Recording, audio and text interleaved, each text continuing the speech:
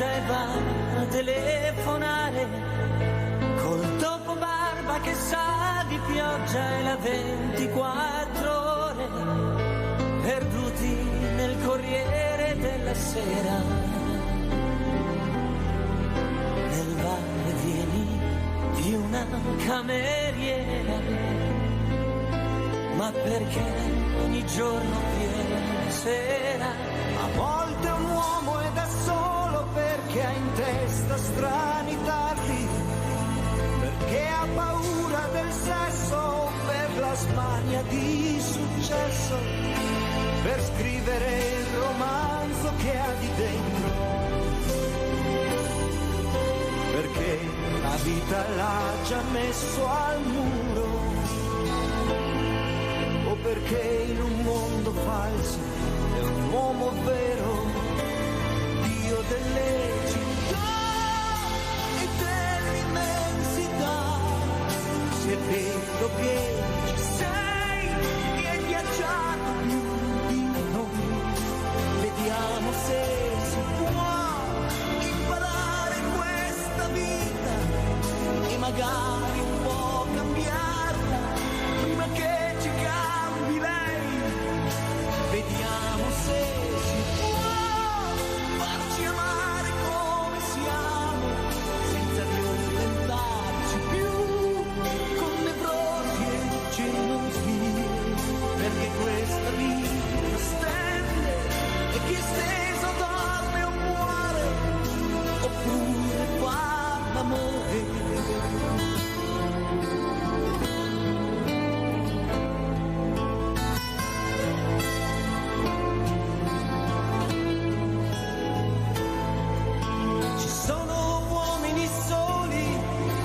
Sete d'avventura, perché han studiato da prete o per 20 anni di galera, per madri che non li hanno mai spezzati, per donne che li han rivoltati e persi, o solo perché sono dei diversi, Dio delle città e dell'immensità. Se è vero che ci sei e hai viaggiato più di noi, vediamo se si può imparare queste donne di cambiare un po' per loro, di cambiarne un po' per noi, ma Dio delle città e dell'immensità. Magari tu ci sei e problemi non ne hai, ma qua giù non siamo in cielo e se un uomo perde il filo è soltanto un uomo solo.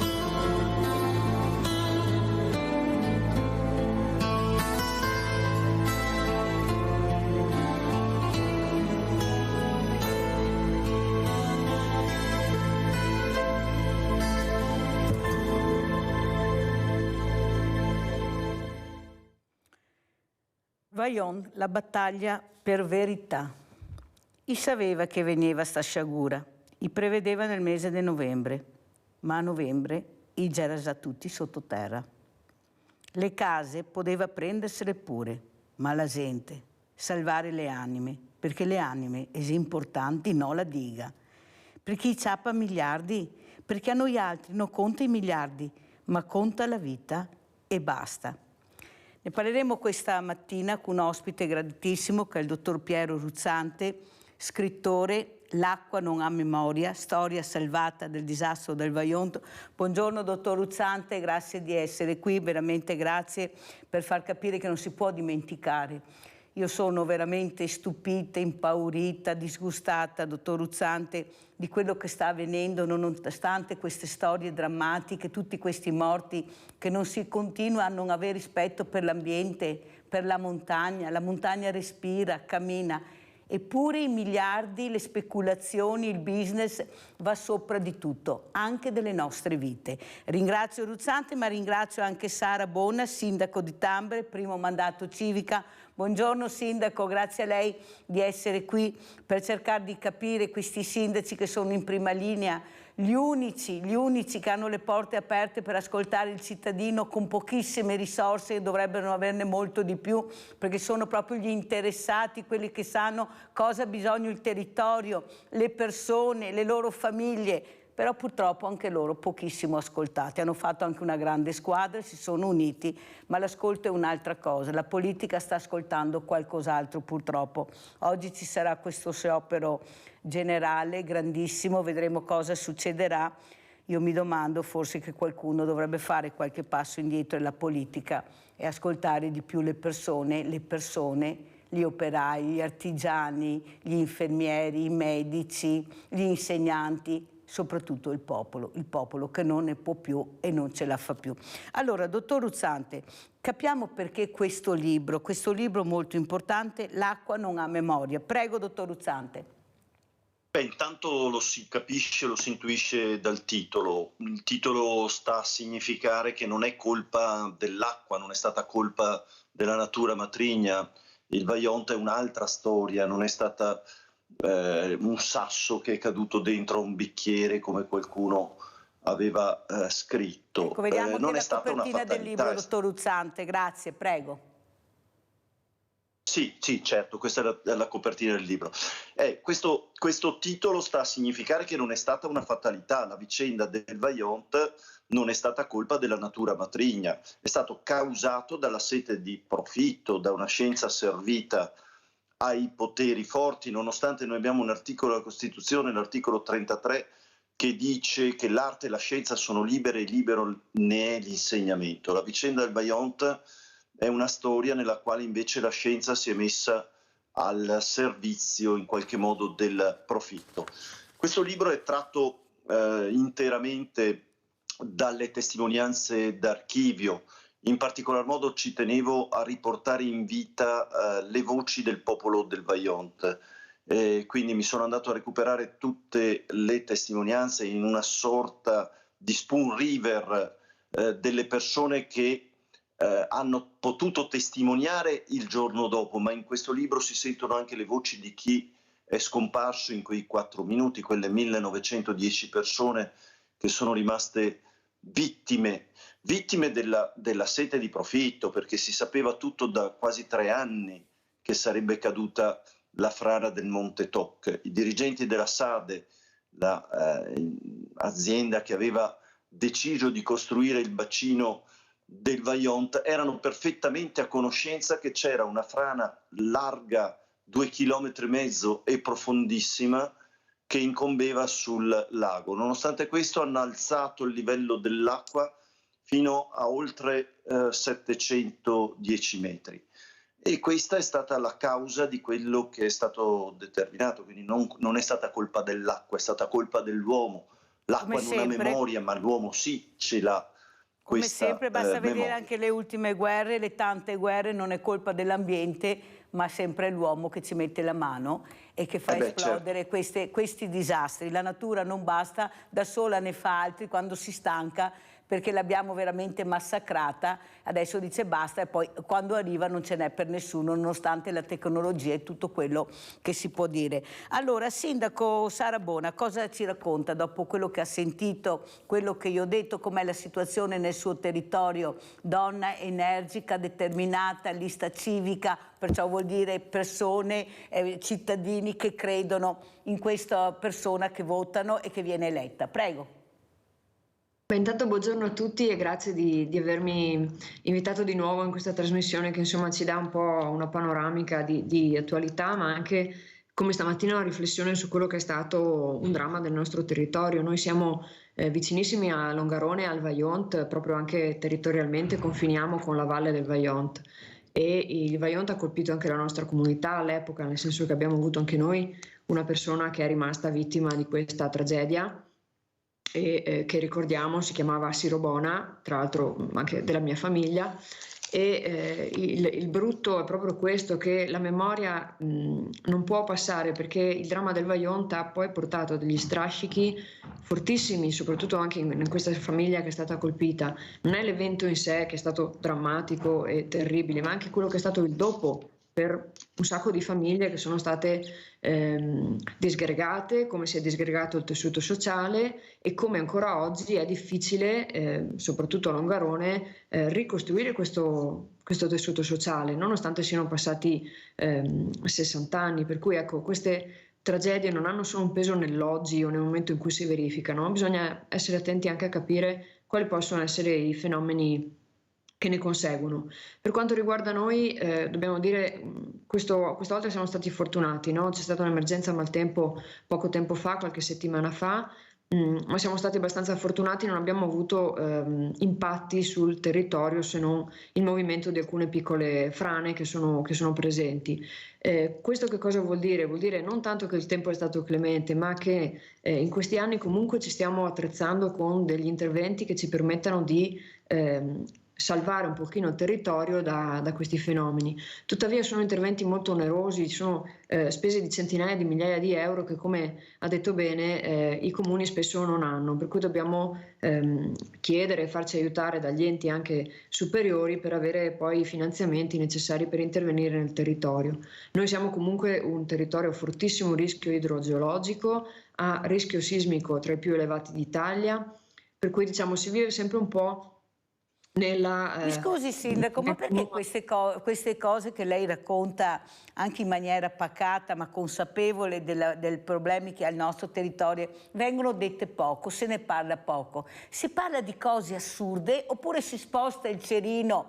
Mi viene in mente ad esempio le famiglie arcobaleno, se questo era un problema in questo momento da tirare fuori, la genitorialità, tutte queste cose qua. Quando abbiamo un territorio di una fragilità unica e non è messo in sicurezza, non è stato messo in sicurezza, la politica continua a passarsi il cerino, è stato lui, è stato l'altro, non sono stato io, ma il problema è che non si è investito nel territorio e poi si parla di spendere centinaia di milioni su cose che non sono assolutamente necessarie, visto i problemi che abbiamo, ma che possono essere anche devastanti per il territorio. Io ho avuto ospite una delle più grandi urbaniste a livello europeo e ha detto: a Cortina non si può costruire perché è fragilissima. Bisogna sapere cosa si fa e cosa non si fa. Il Piemonte ha detto è un'altra cosa, c'è territorio e territorio. Ma allora vogliamo capire che qualcuno non sta ascoltando o sbaglio, Sindaco? Allora, diciamo, la questione è sicuramente molto complessa, soprattutto quella del governo di un territorio. Io parlo da sindaco, per cui, come si diceva all'inizio, di figure istituzionali che sono molto vicine ai cittadini. Allora i cittadini sentono senz'altro il problema del territorio, ma sentono contemporaneamente anche i loro problemi sociali, familiari, riconoscimento dei diritti e quant'altro. Per cui, diciamo, noi sindaci dobbiamo veramente essere pronti all'ascolto e preparati su tantissime tematiche. Si va dai diritti delle persone al territorio. Ecco, sul territorio non possiamo agire soltanto al nostro livello, nel senso che le faccio un esempio molto concreto. Noi qui abbiamo un movimento franoso che sono anni che è lì, però richiede interventi di qualche milione di euro. Per cui immaginatevi che c'è tutta un'area come la nostra che necessita di questi interventi, e individuare milioni di euro nel territorio, soprattutto distribuirli ovunque sia necessario, non è sempre un'operazione facile, per cui a volte bisogna andare per priorità, per gravità delle situazioni. Intervenire contemporaneamente per sistemare tutte queste situazioni di rischio idrogeologico è praticamente impensabile, anche perché il costo degli interventi e dei lavori in questo momento è veramente alle stelle. Per cui soltanto per fare un'asfaltatura piuttosto che un contenimento di un muro si vanno a spendere cifre come, non so, 195.000 euro per fare un muro di sostegno. Voi immaginatevi i bilanci di un comune come il nostro che conta 1300 abitanti, dove li possiamo avere se non nei momenti straordinari. Se ne dessero 200 milioni per mettere a posto il territorio, riuscirebbe a fare qualcosa? Sì, non tutto. Ma qualcosa riuscirebbe? Sì. Senz'altro. Perfetto. Con 200 milioni già capito, sicuramente. già capito. 200 milioni si potrebbe fare qualcosa per mettere in sicurezza il territorio. Abbiamo Rinaldo da Venezia. Vai Rinaldo.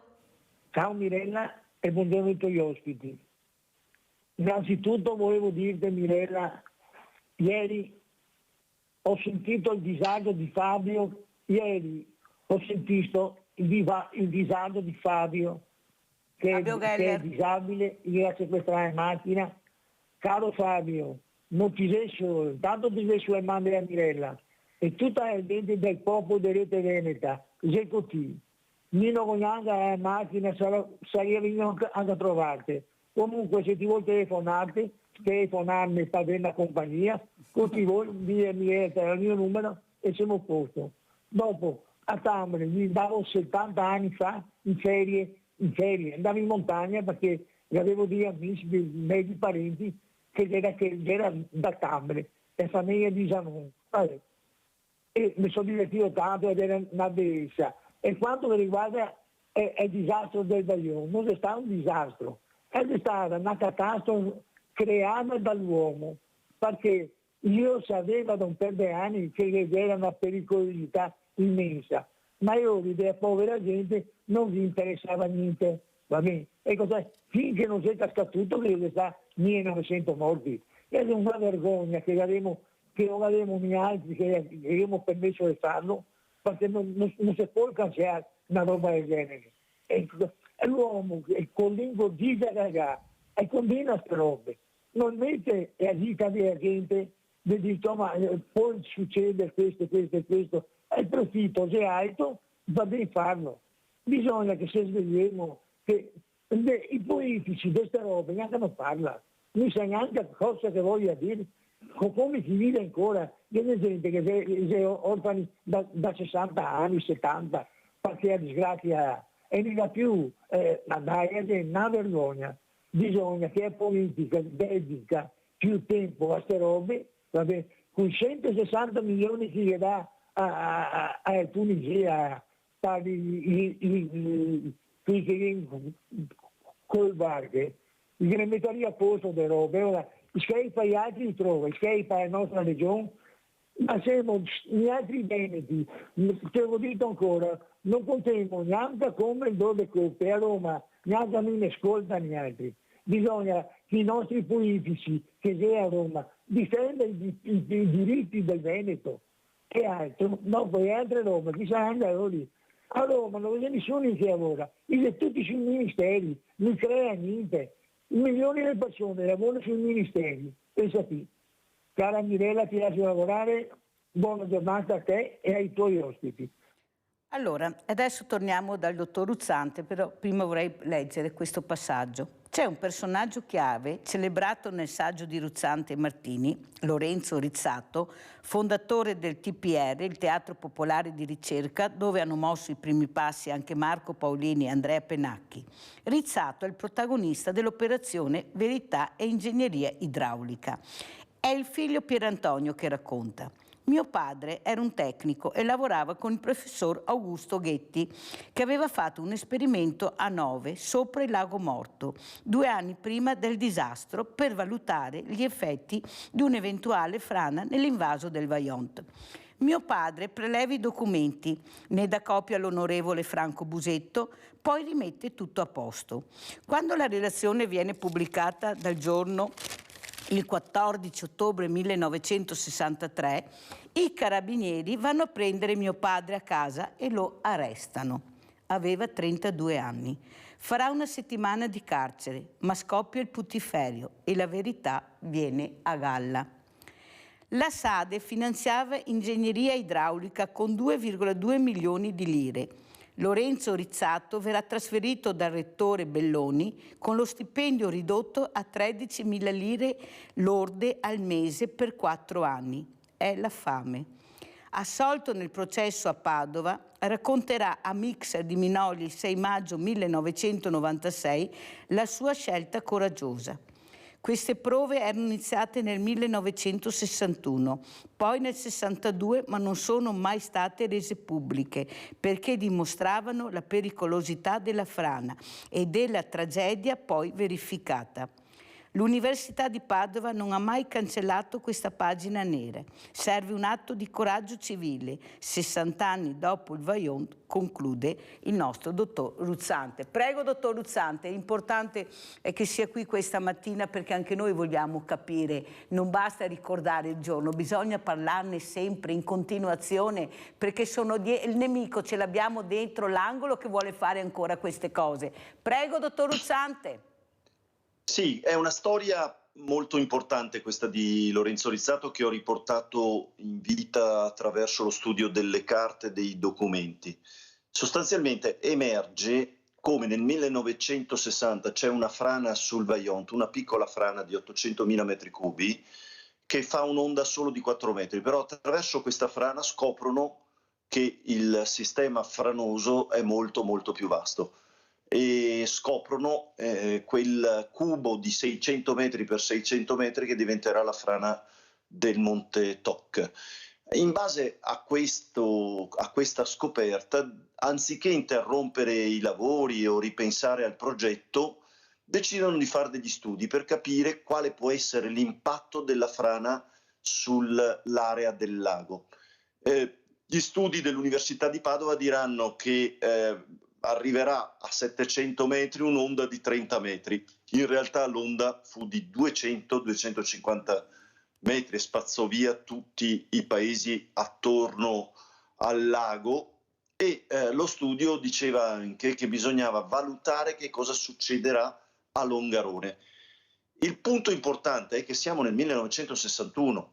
Pensate che il 19 gennaio 1961 l'onorevole Busetto presentò un'interpellanza in Parlamento nella quale diceva che cosa il governo intende fare per i pericoli che sta subendo l'area di Longarone. Allora, se si sapeva tutto nel 1960-1961, e questo studio lo ha dimostrato, perché sono andati avanti col progetto? Perché hanno portato l'acqua ben oltre i 700 metri fino a 710 metri? Perché il profitto veniva prima della povera gente, appunto. Lorenzo Rizzato ha il coraggio di prendere queste carte, questa documentazione e di portarla all'esterno. Guardate, è stato un atto di coraggio importantissimo perché in quei giorni lì addirittura il Gazzettino il 12 ottobre aveva titolato che era stato un terremoto la causa del Vajont. In realtà il terremoto c'è, ma è la conseguenza della frana. La frana viene giù e genera un terremoto che tutti gli strumenti sismici registrano in tutta Europa. La narrazione che era stata fatta del Vajont era quella fatta da Dino Buzzati, grandissimo autore, che scrisse un editoriale sul Corriere della Sera che un sasso era caduto dentro un bicchiere era pieno d'acqua, l'acqua era scivolata sulla tovaglia, aveva bagnato la tovaglia, su quella tovaglia ci stavano 1910 persone. Non è questa la storia del Vajont. E Rizzato con il suo gesto e con il suo atto coraggioso ha pagato con il carcere. Guardate che per 7 anni l'unica persona finita in carcere per la vicenda del Vajont è stato Lorenzo Rizzato. Perché ha detto la verità, Ruzzante, perché ha detto la verità. E siccome avevano le mani nella marmellata, la verità non dava detta. Questa è che si continua così. Abbiamo Antonio da Padova, poi continuiamo. Vai Antonio. Sì, pronto, buongiorno Mirella e buongiorno anche agli ospiti. Ma io, visto anche le notizie su questa diga che è addirittura alta 260 metri, Dio santo, è alta 2 volte e mezza la Torre degli Asinelli, una cosa grandiosa. Ma forse era lo spettacolo, la bellezza di questa diga che non ha fatto pensare ai disastri che poteva capitare se cadeva questa frana, anche perché la frana era dovuta dal fatto che il tappeto dove c'era questo bosco era appoggiato su una lastra di vetro, perché sotto praticamente il monte è roccioso, coperto da questo fotobosco, ma logicamente si sapeva che scivolava questo bosco, poi alla fine anche perché con l'aumentare dell'acqua ha fatto sì che ha sollevato un po' il tappeto erboso,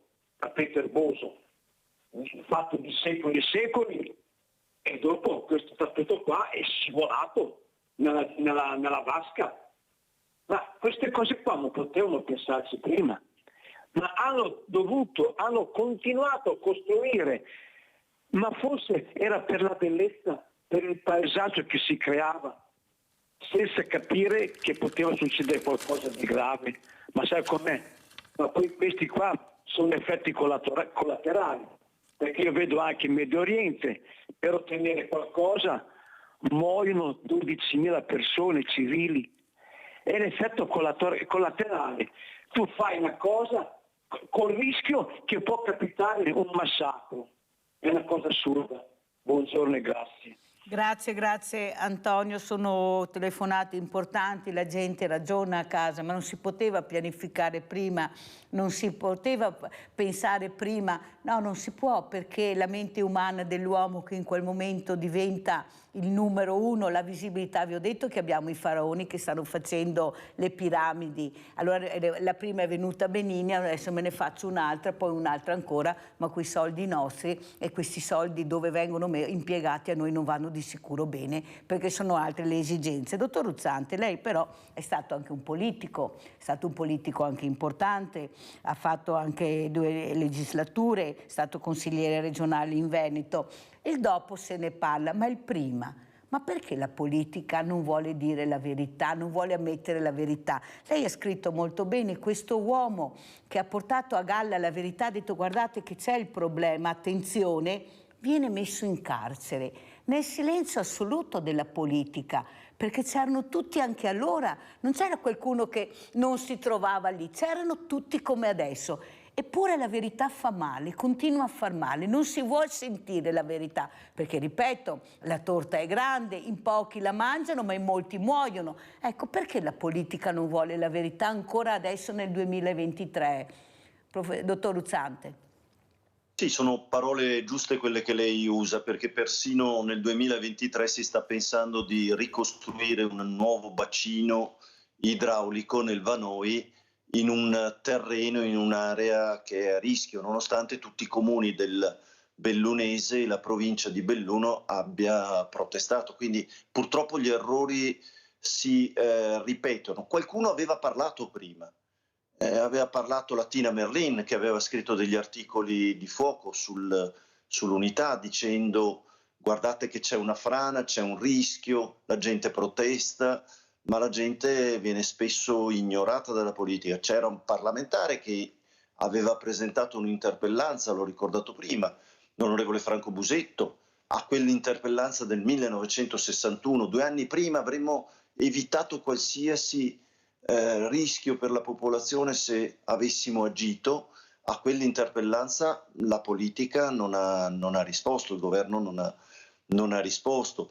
Pensi che quelli che avevano preannunciato il disastro e che sapevano, perché avevano parlato con la gente, con la popolazione di Erto, di Casso, anche con la popolazione di Longarone, di chi si era reso conto, e sono stati accolti con un manifesto con scritto sciacalli, cioè quelli che avevano previsto, si è fatto l'esatto contrario. Dottore, le interrompo un secondo perché abbiamo Gabriella da Belluno, se no mi cade la linea, purtroppo funziona così, dottor Ruzzante, però è giusto ascoltare anche le persone che chiamano. Prego Gabriella. Certo. Sì, buongiorno. Buongiorno. Io volevo dire che ho visto quando facevano, diciamo così, gli accertamenti per vedere se il Monte Toc fosse stato fermo o no. Per arrivare su al Monte Toc, coloro che sono andati a controllare la situazione vedevano tutto intorno proprio il movimento della terra, anche con i piedi. Hanno fatto vedere un filmato terrorizzante. Io l'ho ancora nel cuore, perché dicevo, vedono che non è fermo, che è semovibile, eppure hanno continuato a lato della diga, a lato di dove hanno costruito la diga, ovviamente, sono andati a controllare. Prego, prego Gabriella. Ecco, e allora voglio dire che loro sapevano da prima che non era un posto sicuro, hanno costruito per interesse loro. Grazie. Molte grazie Gabriella di questa testimonianza. La gente sa, ricorda, i ricordi sono, la storia non si può cancellare. Qualcuno vorrebbe cancellarla perché si sente talmente potente e talmente forte di superare tutto questo popolo che dice fermatevi, basta, fermatevi, i giovani che protestano per l'ambiente. Guardate che se continuiamo così cosa rimarrà loro di questo ambiente? Si costruisce sempre più in alto, ma Rigopiano non è bastato, questa valanga che ha portato via questo albergo con tutte le persone all'interno, e anche là si passavano il cerino, ma di chi è la colpa? Ecco, non si sa mai. Ecco, le commissioni, qui facciamo sempre le commissioni, alla fine ci rimaniamo con un pugno di mosche in mano. Pubblicità.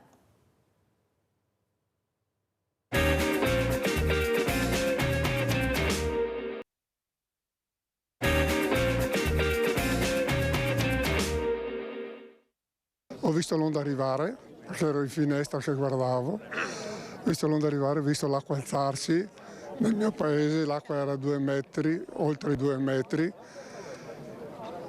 e ho sentito gli amici che le ultime case che gridavano aiuto, dopo il silenzio la casa non c'era più. I bambini di 60 anni fa oggi sono donne e uomini sopravvissuti, soprattutto al dolore. È stato veramente brutto perché trovarmi là ragazzo e vedere tutte quelle cose che non si dovevano vedere. Luciana Celso quella sera si trovava a Conegliano, dove si era appena trasferita dopo il matrimonio. A Longarone perse tutta la famiglia, compreso il fratello Guglielmo, all'epoca sindaco della cittadina. È stato duro, toccante tanto, che ha segnato la vita. Lei ha perso suo fratello e altri familiari? Papà, la mamma, mia cognata con un bambino di 1 anno e mezzo, aspettava il secondo bambino. E io sono rimasta sola, non ho nessun parente, avevo solo loro. Guerino Dolce arriva invece da Mel. Sul Vajont ha perso il Papa Guido, era operaio in diga per conto della ditta Monti. Lui lavora il martedì pomeriggio, il mercoledì tutto il giorno, il giovedì mattina mia mamma mi fa: Rino, guarda che è scoppiata la diga. E ho detto bene, perché papà è di sopra, io mio padre non l'ho più visto. E poi ci sono i soccorritori, una generazione di ventenni, quasi tutti alpini, militari di leva a Belluno. Ci trovavamo davanti a quella situazione orribile. Il primo che ci ha colpito è il cimitero di Longarone e le rotaie del treno. E lì ci ha messo lì a tirare sui morti, è una cosa da non dimenticare. Non potremo mai dimenticare. Avevano bisogno di uomini e siamo corsi qua a trovare qualche anima viva. Lei con questa piccozza si è dato da fare. Per quanti giorni ha operato? Per 8 giorni e dopo non ce la facevo più. Siamo arrivati al mattino a -1/4, 5:30 penso. Verso le 6:15 ho cominciato a schiarire perché c'era una leggera nebbia e un silenzio di tomba. 40 giorni ho fatto anch'io qua, dietro morti, e dopo un 15-20 giorni c'erano delle pozzanghere di acqua che si asciugava e vedevi che avanzava su un gomito oppure un ginocchio, e ora andavamo là a prendere, tiriamo fuori da accatastare i morti così, insomma. I morti scavavamo e i morti in letto, marito e moglie. Io ho visto quelli che erano in letto, nessuno era scomposto, erano neanche accorti, cioè non erano terrorizzati, praticamente erano là, sembrava che stessero dormendo. Abbiamo in linea Sandra da Padova. Ciao Sandra. Ciao Mirella e buongiorno all'ospite. Io ammiro il professor Zuzzante perché sono di Padova e diciamo è una persona nota, la sua popolarità. che penso gli competa veramente tanto. Io sentire queste cose stamattina, io mi ricordo, ero ragazzina e i telegiornali, io sono andata ancora un po' di anni fa e effettivamente ti vengono i brividi a vedere tutto questo silenzio. E purtroppo, come hai detto te Mirella, queste tragedie bisogna metterle alla luce ogni anno, non dimenticarle, perché l'errore dell'uomo, gli interessi, le grandi società che guardano solo il profitto, il popolo non conta niente, purtroppo è così. E bisogna combatterla sta cosa, e per fortuna io non sapevo neanche di questo ingegnere che era stato in galera.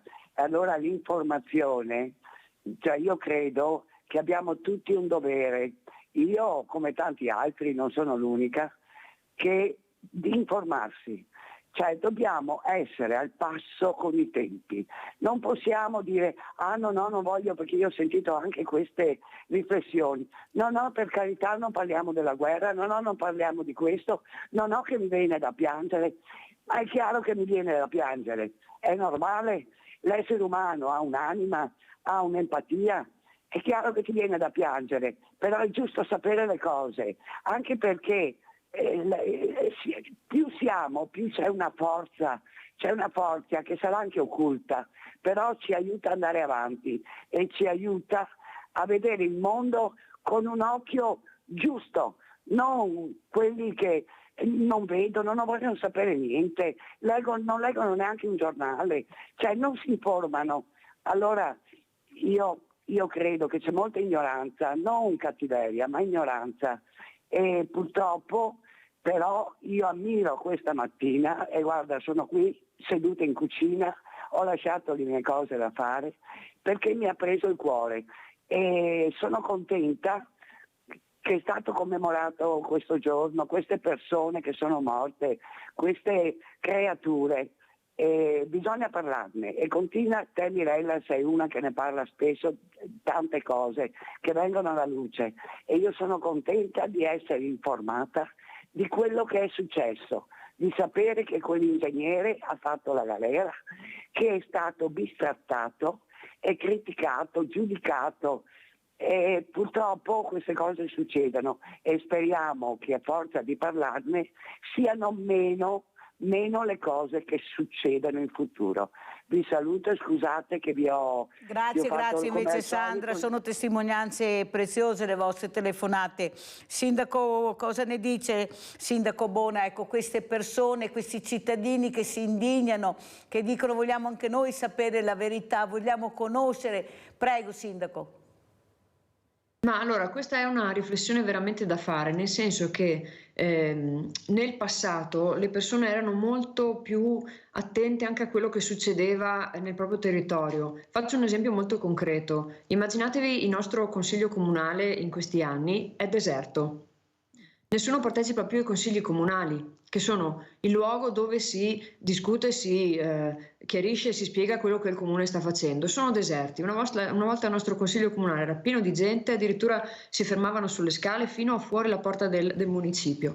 C'era una grande attenzione a quello che veniva fatto sul territorio. Quindi l'invito che ha fatto stamattina l'ascoltatrice di Padova è veramente un pensiero profondo, perché ciascun cittadino, ciascuna persona è in parte responsabile di quello che accade, anche soltanto facendo attenzione a quello che accade nel proprio territorio. Invece c'è anche un grande disinteresse da questo punto di vista, tant'è che perché oggi i comuni sono in difficoltà, per esempio, nel fare la manutenzione del territorio? Perché molto spesso un tempo i piccoli interventi ogni cittadino se li faceva, si curava un po' la sua canaletta davanti alla casa, piuttosto che sfalciare il prato. Ecco, oggi si demanda molto spesso al comune e poi agli enti superiori, si dice devono fare loro.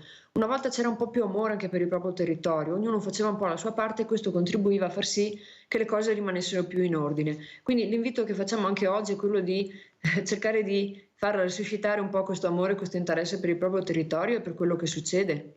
Allora, intanto vorrei anche mandare le immagini di Alpago e Tambre, vorrei anche un commento, poi le dirò la mia impressione, la mia riflessione su quello che ha detto il sindaco, è molto importante quello che ha detto, poi le dirò la mia riflessione, però prima voglio sentire la riflessione del dottor Ruzzante, già politico, che ha vissuto questi anni, questi momenti, che ha scritto questi libri per raccontare la verità, una verità che noi non sapevamo, come dice giustamente Sandra, io non sapevo di questa cosa, quante cose non sappiamo, dottor Ruzzante, che la politica non ci dice. Ecco, e qua non tolgo nessuno, dottor Ruzzante, guardate che ci siete dentro tutti, anche lei una volta, perché lo devo dire, prego. No, io non sono molto d'accordo con le parole del sindaco di Tambre, cioè credo che la gente debba partecipare in prima persona alla vita amministrativa e debba interessarsi di più, informarsi di più, come diceva l'ascoltatrice da Padova. Io ho scritto questo libro studiando tutta la documentazione del Vajont per far riemergere una verità che era stata sepolta. Oltretutto queste carte erano finite all'Aquila e sono rimaste sepolte anche dal terremoto dell'Aquila, quello del 6 aprile del 2009. Pensate che l'UNESCO ha deciso che la strage del Vajont è la più importante strage generata dall'uomo e quindi l'UNESCO ha dato questo riconoscimento e questo valore. La cosa che più mi ha impressionato nelle carte che ho studiato è che la scienza non solo è stata servita alla SADE e all'Enel fino al giorno del 9 ottobre del 63, ma anche successivamente. Anche successivamente non si trovava nessun geologo disposto a far parte della commissione di indagine messa in piedi dal giudice Mario Fabbri. L'unico geologo italiano fu Floriano Calvino, il fratello di Italo Calvino. Gli altri 3 geologi dovettero andarli a cercare fuori dall'Italia, perché nessuno in Italia era disponibile ad andare contro la SADE. Anche questo è un pezzo di storia.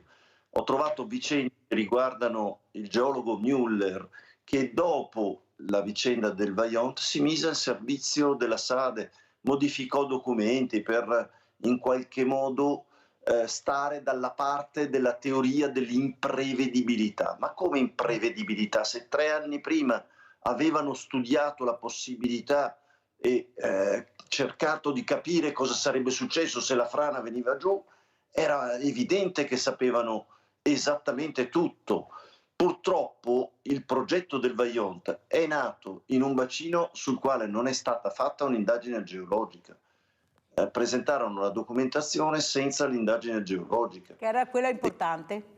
E quello era l'elemento fondamentale e importante che avrebbe evitato una cosa ma che la gente... Ma lo sapevano, dottor Ruzzante, non è che non l'hanno presentata, sapevano che presentarla potevano venire e emergere le criticità, non erano mica degli stupidi neanche una volta, sapevano benissimo che tirandola fuori succedeva questo. Però, sindaco, la sua domanda è molto... Perché il cittadino non partecipa più ai consigli comunali? Perché è stanco, sindaco? Perché non è più protagonista? Una volta c'erano i comitati di quartiere dove tu conoscevi, potevi parlare, potevi esprimerti. Poi hanno capito, la politica, i politici, gli amministratori, che questi comitati potevano impedire di fare loro qualcosa che invece dovevano assolutamente fare e che il cittadino non avrebbe accettato. Perciò sono stati tolti i comitati di quartiere, non esistono più.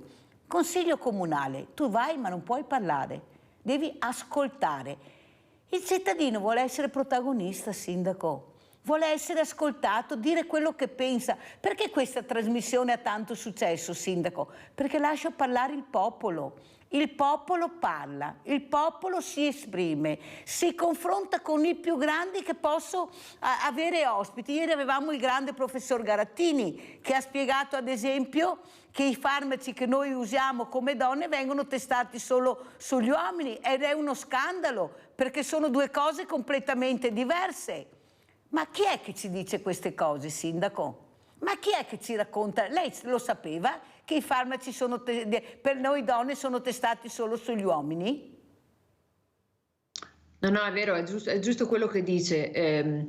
Io parlo un po' della mia realtà, nel senso che qui gli amministratori sono in mezzo alla gente, per cui è vero, magari nel consiglio comunale il pubblico non può intervenire, ma dal secondo dopo in cui è finito il consiglio comunale noi siamo a disposizione in ascolto del territorio. È ovvio che nelle realtà più grandi questa operazione diventa più difficile, però qui siamo comunità ancora molto collaborative. Ma vede, Sindaco, lei fa una lista civica, ma quanti partiti sono passati? Quanti politici, amministratori il popolo ha visto e non è stato ascoltato? Io sono convinta che non se la prendono con lei, perché l'hanno eletta e vogliono vedere come semina, e poi se farà bene la rieleggeranno, perché fa così il popolo, perché il popolo ha buon senso. Se invece il sindaco semina male va a casa perché non lo votano. Per fortuna ancora, non so quanto resisteremo, ma per fortuna a livello comunale ancora ci siamo. Però lei capisce che io non devo essere fortunata a vivere o a Tambre o su un paesino piccolo,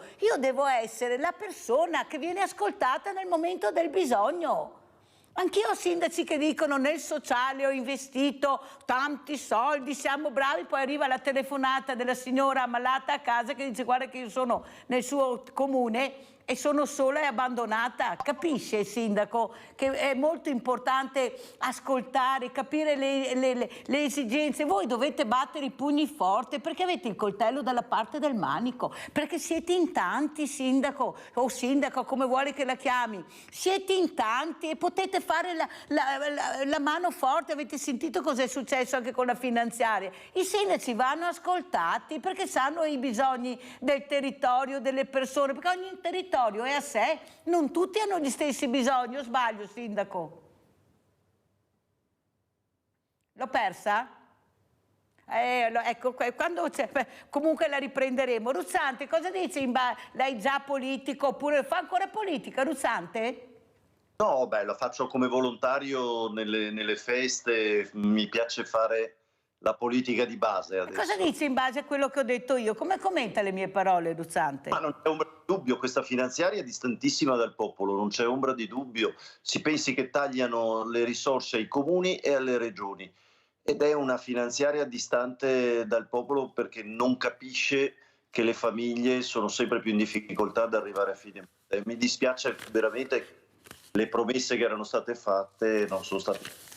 Allora andiamo a sentire appunto anche cosa dice il sindaco Mario Conte proprio su questi soldi che non sono arrivati, ma soprattutto di questa mancanza, di questa attenzione verso questo che invece dovremmo avere come primo. Andiamo a vedere proprio questa situazione. L'ho sentito anche questa mattina, ci sentiamo spesso in questo periodo, l'ho ringraziato innanzitutto per questo primo segnale incoraggiante per i comuni e gli ho anche chiesto di continuare a dialogare perché se il dialogo porta a questi risultati significa fare buona politica. Il Ministro?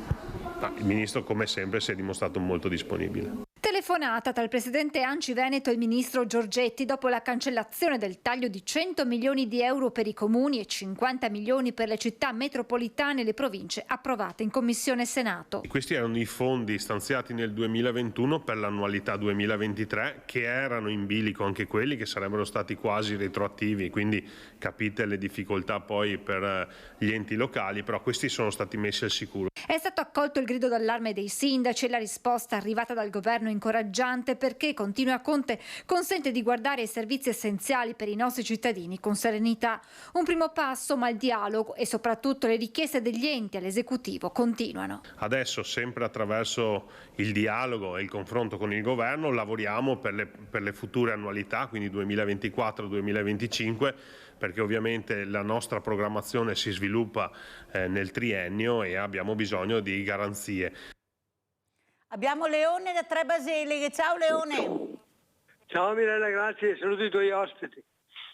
Allora sono scandalizzato per quello che ha detto il dottor Ruzzante, che l'unica persona che è andata in prigione nella storia del Vajont è stato proprio quello che voleva che questa cosa non succedesse.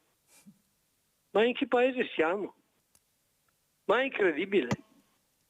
Non ci posso credere, mi vergogno, guarda. E poi fare un'opera del genere senza fare una perizia geologica prima?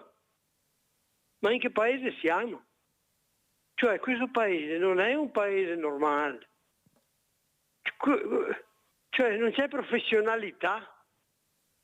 Prima di fare una cosa del genere, così enorme, con la spesa così grande, farai le cose precise, farai le cose fatte bene, che non succeda niente. E invece niente, qui siamo un paese amatoriale, cioè in questo paese è tutto amatoriale, non c'è niente di professionale, di fatto come dovrebbe essere. Come mai non c'era la perizia geologica prima di fare una cosa del genere?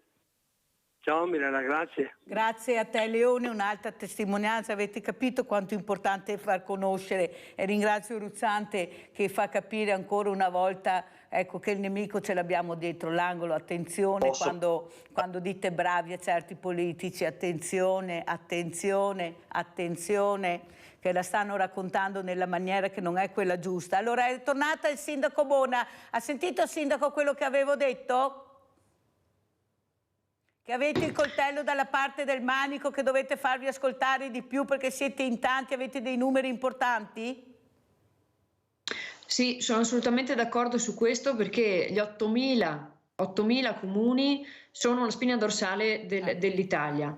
I piccoli comuni lo sono ancora di più perché presidiano delle aree molto fragili dal punto di vista sociale e anche del territorio, quindi sono perfettamente d'accordo che quando facciamo massa in realtà poi, come diceva il sindaco di Treviso Mario Conte, si riesce ad ottenere anche qualche ascolto anche ai livelli più alti delle nostre istituzioni. Quindi è vero, sì, noi siamo la spina dorsale del paese e continuiamo ad esserlo. Ruzzante, prego. Sì, no, volevo precisare rispetto a quello che ha detto il cittadino. Io ho detto che il signor Lorenzo Rizzato è stata l'unica persona nei 7 anni successivi a finire in carcere per la vicenda del Vajont, cioè quello che aveva tirato fuori le carte. Poi il processo arrivò a conclusione nel 1971, vennero condannate 2 persone, l'ingegner Sensidoni del Ministero che doveva svolgere le funzioni di controllo venne condannato a 3 anni e 8 mesi, 3 anni furono condonati e per problemi di salute non andò in galera, e l'altra condanna, la più importante, è stata quella dell'ingegner Biadene, che fu condannato a 5 anni, 3 anni condonati, andò a Santa Maria Maggiore di Venezia in carcere, poi fece la biblioteca, l'impianto idraulico, l'impianto elettrico, uscì per buona condotta 1 anno dopo, praticamente ha pagato poco più di 4-5 ore per ogni persona che è morta al Vajont. Ecco, allora ha ragione Leone Tre Baseleghe, che quello che veramente ha pagato più di tutti è il primo, perché aveva detto la verità. Questa è la verità, dottor Ruzzante, perché funziona così e non c'è niente da fare. Ecco, io dico sempre che paga continuamente scarpa grossa, basta vedere le fragilità, in che condizioni stanno veramente cercando di sopravvivere nell'indifferenza totale della politica. E se non ci fosse il mondo del volontariato non so fin quando resisterà, perché avete sentito cosa sta facendo la burocrazia per eliminarlo, stanno facendo la multinazionale del volontariato con il re sopra.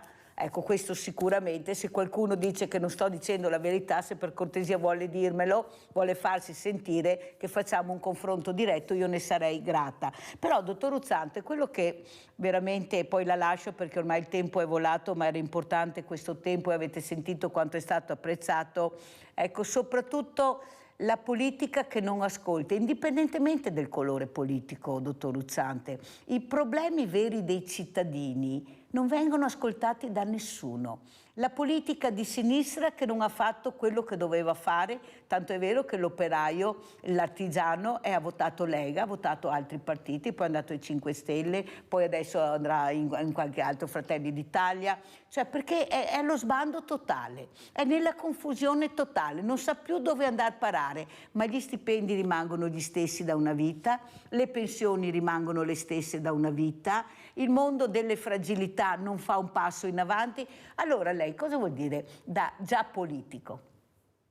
Io intanto oggi sto scioperando, ho sentito quello che lei ha detto all'inizio della trasmissione, l'ho condiviso molto, sono molti i lavoratori che sciopereranno oggi, io sono dalla loro parte, penso che un governo non dovrebbe limitare il diritto allo sciopero perché la gente veramente fa fatica ad arrivare a fine mese. Io dico attraverso le carte che ho studiato e la documentazione che ho studiato che il popolo del Vajont non è stato ascoltato. Pochi giorni prima del crollo del Monte Toc gli operai avevano fatto sciopero perché c'era stato un terremoto e avevano paura di quello che stava accadendo di su alla diga. Purtroppo non li hanno ascoltati, gli hanno dato 500 lire di indennità di rischio e se la sono portati in tomba perché sono morti sostanzialmente quasi tutti. Il giorno del Vajont e del crollo del Monte Toc c'era un operaio che stava pescando sul lago, è tornato a casa e ha detto a sua moglie vai via, vai dai tuoi genitori a Forno di Zoldo. Lui se ne è reso conto che stava avvenendo giù tutto, si chiamava Giobatta Dedea. La moglie l'ha ascoltato, se n'è andata verso la Forno di Zoldo e si è salvata. Il figlio non l'ha ascoltato, si chiamava Luciano, aveva 22 anni, è rimasto a Longarone ed è morto quella notte. Ecco, questo per dire come le voci del popolo vanno ascoltate perché dietro a quelle voci c'è una verità assoluta, le ascoltano gli amministratori, i buoni amministratori, i sindaci che sanno stare vicini al popolo, le liste civiche per esempio, ma bisogna imparare ad ascoltare le voci del popolo, non sbeffeggiarle come ho sentito in queste ore. Cioè i lavoratori quando fanno sciopero perdono una parte del loro stipendio e quindi non è una passeggiata, non è una gita, non è un giorno di vacanza in più, è una scelta coraggiosa che fanno per segnalare che ci sono problemi sui costi dell'energia che aumentano, ci sono problemi con i costi del gas che aumentano, ci sono problemi sui costi della vita che aumentano, l'inflazione è aumentata moltissimo, non si fa più la spesa con gli stessi soldi con cui si faceva un anno fa. Ma non si fa proprio la spesa, dottor Ruzzante, glielo dico io che ho un banco alimentare, non si fa proprio la spesa. Dottore, devo salutarla perché abbiamo anche Bruna da Somma Campagna. Grazie dottor Ruzzante, vai Bruna. Niente, è caduta la linea. Allora passiamo al sindaco, guardiamo anche la locandina eventi Tambre perché è giusto dare a Cesare quel che è di Cesare, questi sindaci che ce la stanno mettendo tutta per far vivere i territori. Allora vediamo la locandina e poi commentiamo con il sindaco. Eccola qua, sindaco, prego. Ecco, allora questi qui sono gli eventi del nostro comune, del nostro territorio nel mese di novembre. Siamo un piccolo comune, ci basiamo tantissimo sulle forze del volontariato e dell'associazionismo, come hai detto bene prima Mirella, però vorrei dire che veramente stiamo cercando di fare di tutto per tenere insieme questa comunità e raccogliere le persone intorno a attività che possano fare del bene. Soprattutto ci rivolgiamo alle persone anziane che sono la parte più consistente della nostra popolazione, ma anche ai giovani. Sono tutte iniziative dove gli amministratori si impegnano in prima persona per organizzarle, quindi quando si dice che i politici sono lontani dalle persone, sì, però bisogna fare anche dei distinguo, nel senso che nelle piccole realtà ci sono ancora tante persone volenterose e io qui ringrazio tutti i miei collaboratori, i miei consiglieri, i miei assessori, il mio vice sindaco che veramente si impegnano durante tutta la giornata, durante tutta la settimana, i sabati e le domeniche per organizzare cose che tengano vive le comunità. Senza questo impegno dei singoli amministratori le cose non vanno avanti, sono le persone che fanno le cose. Vediamo anche l'altra locandina, sindaco, perché lei ne ha mandato giù due giusto per far capire quanto impegno c'è. Allora vediamo anche l'altra locandina. Eccola qua, prego. Sì, ecco, questa invece è un'iniziativa che facciamo a livello di Conca dell'Alpago, per chi conosce un po' il nostro territorio, e anche in questo caso andiamo a creare degli eventi sia di divertimento ma anche di riflessione. Ecco, mi piaceva molto il tema che è stato sollevato prima dell'attenzione verso le persone disabili. In questa locandina noi vediamo una cena al buio. Qui ci sono delle persone ipovedenti e dei ciechi che fanno provare ad altre persone l'esperienza di vivere completamente al buio. Una cena dove i camerieri sono le persone ipovedenti e i commensali si bendano e provano l'esperienza l'esperienza della perdita di questo senso importantissimo. Quindi sono esperienze volute dagli amministratori, dall'Unione Montana dell'Alpago in questo caso, che ci servono per proprio avvicinare le persone anche ai temi più sensibili, quello della disabilità e nell'altro caso quello della violenza sulle donne. Avremo una serata dedicata proprio al tema della violenza sulle donne, che è drammatico, estremamente attuale e anche un fenomeno in crescita. Grazie, veramente grazie anche al sindaco Sara Bona, sindaco di Tambra. Allora io lascerei i miei ospiti proprio con questo video, Sopravvissuto Vajont. Ringrazio sia il dottor Piero Ruzzante che il sindaco Sara Bona e chiudiamo e poi andiamo in pubblicità col Sopravvissuto Vajont.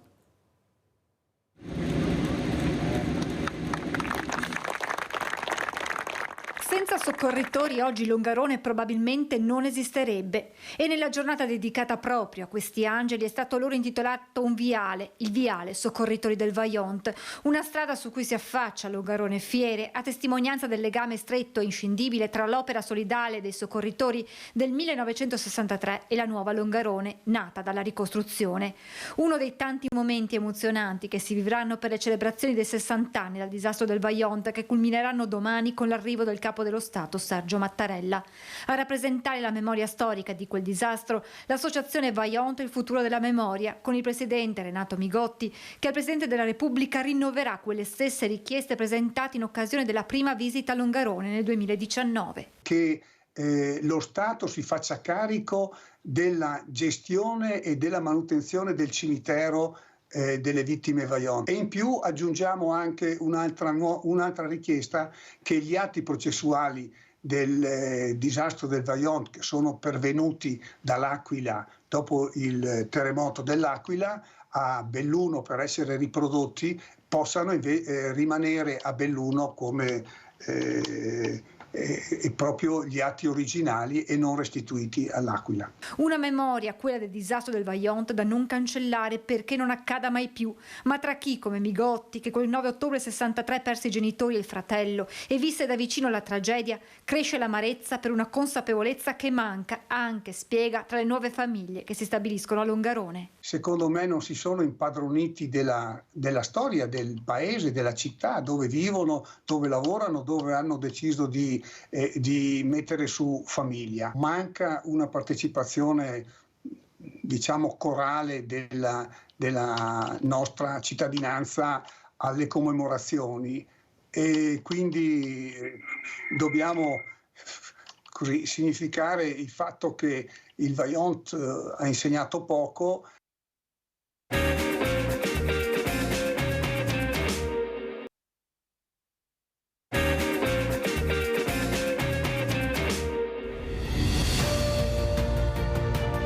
Anni di Infarmacia per i bambini, un grande traguardo per la Fondazione Francesca Rava e in risposta a un problema sempre più grave anche nel nostro paese.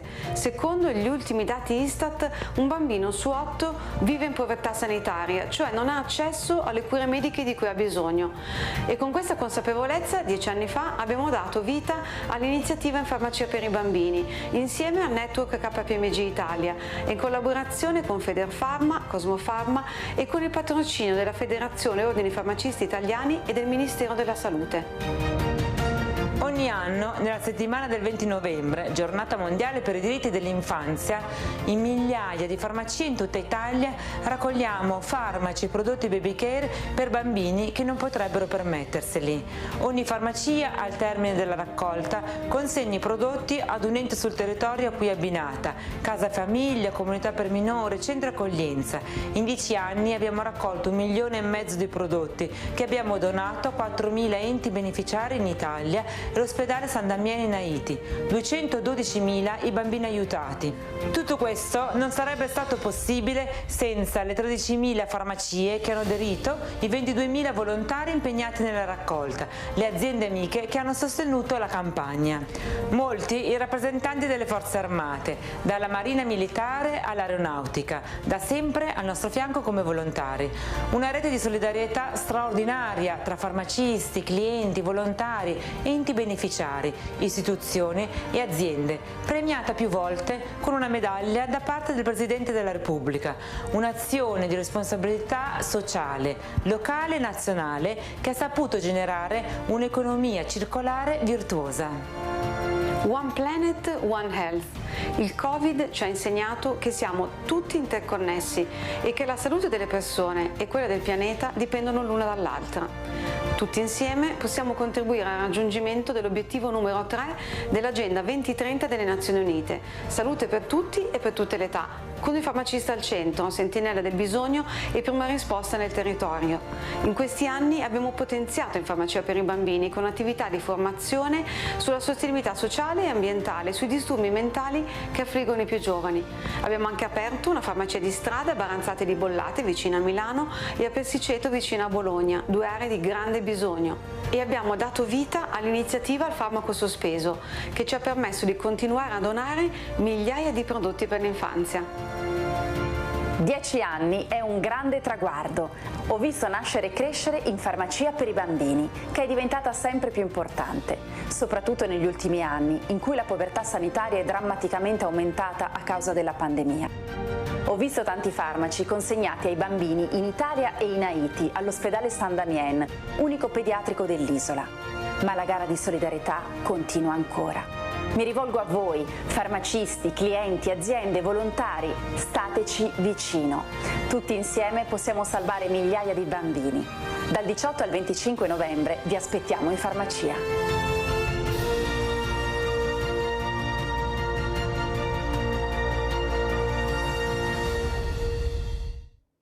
E anch'io oggi vi invito a fare queste donazioni presso le farmacie comunali che abbiamo nel territorio, che hanno aderito a queste giornate importanti. Iniziamo oggi, finiremo sabato prossimo, perciò andate nelle farmacie comunali, anche nelle private, regalate, fate questi doni che verranno portati a Treviso al banco nostro, al banco di Rete Veneta, di Sveglia Veneti, al banco alimentare che c'è in provincia, per aiutare queste famiglie, questi bambini che hanno bisogno di questi prodotti. Perciò donate, aiutate, troverete le associazioni combattentistiche, proprio grazie anche al Presidente Enzo Andretta, che mi ha dato e mi ha supportato e mi dà questa opportunità di aiuto, perché per noi è molto importante. Perciò donate, donate, donate. Però doneremo anche con altre associazioni, perché non siamo solo noi, siamo in tanti che chiediamo il vostro aiuto. E questa mattina vi presento un'ospite graditissima, che è Paola Scroccaro, presidente L'Abbraccio, associazione di promozione sociale per i disturbi dei comportamenti alimentari. Grazie veramente Presidente di essere qui. Mirella. Saluto anche Maurizio Ceschin, Presidente Associazione Nazionale Amministratori Condominiali Immobiliari, visto che si parla di case, di affitti, pochi soldi, tanti soldi per i ricchi, appartamenti sempre più belli, attici con piscine e vasche da bagno che sono piscine. Poi diciamo all'anziano non adoperare l'acqua perché ne consumi troppa, magari per annaffiare l'orto in fiori. Ne parleremo anche con lei, però inizierei proprio dal Presidente Scroccaro. Allora, cos'è l'Abbraccio? Scroccaro, cos'è l'Abbraccio e perché questo nome? Ecco, l'Abbraccio è un'associazione di promozione sociale che noi abbiamo, un gruppo di genitori ha fondato nel 2018 e che provenivano da diverse esperienze di cura dei propri figli presso centri convenzionati, ospedali e quant'altro, centri che hanno curato il disturbo alimentare. Per cui ci sentivamo, proprio per essere passati attraverso questa esperienza molto importante di cura del familiare, di prestare il nostro tempo per altre famiglie che abbiamo visto purtroppo si trovano nelle stesse difficoltà e che hanno bisogno assolutamente di un supporto, di uno scambio, di un confronto per superare questi momenti che non sono proprio semplici da affrontare. Se pensiamo che poi questo tipo di disturbi investono i giovani, nell'età adolescenziale e adesso purtroppo anche molti preadolescenti ne sono interessati e permangono all'interno della famiglia per diverso tempo, per anni addirittura. Però Presidente, non è che anche questa famiglia, questi genitori tendono a mettere, come diciamo quasi tutte le mattine, la polvere sotto il tappeto, non vogliono vedere, non voglio che ci sia il problema, se ne parla quando magari delle volte è tardi, si doveva prendere prima, la prevenzione, ecco, si fa poca prevenzione, prego. Ecco, rispetto a questo io mi sento di dire che il disturbo alimentare si presenta in maniera molto subdola. È innanzitutto un sentimento di disagio che vive l'adolescente, di cui fa fatica a parlarne, perché si sente giudicato dai familiari, dagli amici, dagli insegnanti e quindi sotto traccia mina un po' anche la struttura psicologica dell'adolescente e poi arriva a presentare quelle complicanze anche a livello alimentare che sono palesi, che quindi diventa proprio palese il sintomo e a quel punto diciamo si interviene con il medico di base, si invia al centro preposto per la cura, laddove c'è, e siamo fortunati in Veneto perché ogni provincia ha il proprio centro di riferimento. Nella provincia di Treviso c'è il centro di disturbi alimentari che ha il centro provinciale proprio a Treviso e poi ha gli ambulatori distrettuali nel distretto di Asolo e Montebelluna e di Pieve di Soligo. Ecco, quello che voglio dire, la polvere sotto il tappeto, a volte la famiglia fa difficoltà a riconoscere il disturbo, proprio perché non lo conosce. Poi si cerca di tenere all'interno della propria famiglia questa sensazione di sofferenza del figlio, cioè si cerca di risolvere con i mezzi che si hanno in quel momento proprio perché non si immagina come dire, i cerchi che può allargare questo disturbo, cioè quanto può interessare anche l'intero nucleo familiare, per cui si cerca di risolvere, però si è completamente impreparati. E quindi riconoscere il sintomo è una delle cose che noi promuoviamo attraverso incontri di sensibilizzazione, di informazione e anche di informazioni per esempio agli insegnanti, proprio perché è fondamentale intervenire quanto prima.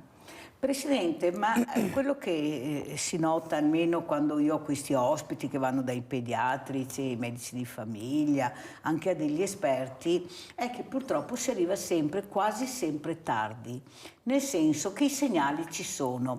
C'è anche una certa informazione, ci sono queste associazioni che cercano di aiutare, di supportare, però si fa fatica ad arrivare.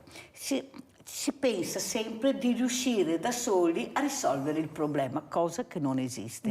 Perché non lo conosci, non lo sai come affrontare e non è una cosa semplice. Sì. E questo ragazzo, questa ragazza intanto nel tempo va avanti e questo peggiora la situazione, perché poi si chiudono sempre più a riccio e fai sempre più fatica a fargli capire l'importanza invece di farsi curare, di farsi aiutare. Sì. Abbiamo assistito a veramente a delle morti incredibili che proprio queste non vogliono assolutamente farsi curare perché ormai sono a dei stadi molto alti, per loro fanno una vita normale, non hanno bisogno di aiuto, di niente. Perché si fa fatica così? Specialmente anche qui da noi a chiedere aiuto, eppure ci sono queste associazioni che possono supportare, lei ne è una dimostrazione, ma anche famiglie diciamo anche culturalmente anche elevate, l'aiuto si fa fatica a chiedere. Ecco, diciamo che il sintomo si manifesta in maniera democratica, ossia anche persone, diciamo, anche medici, insegnanti possono avere dei figli ammalati.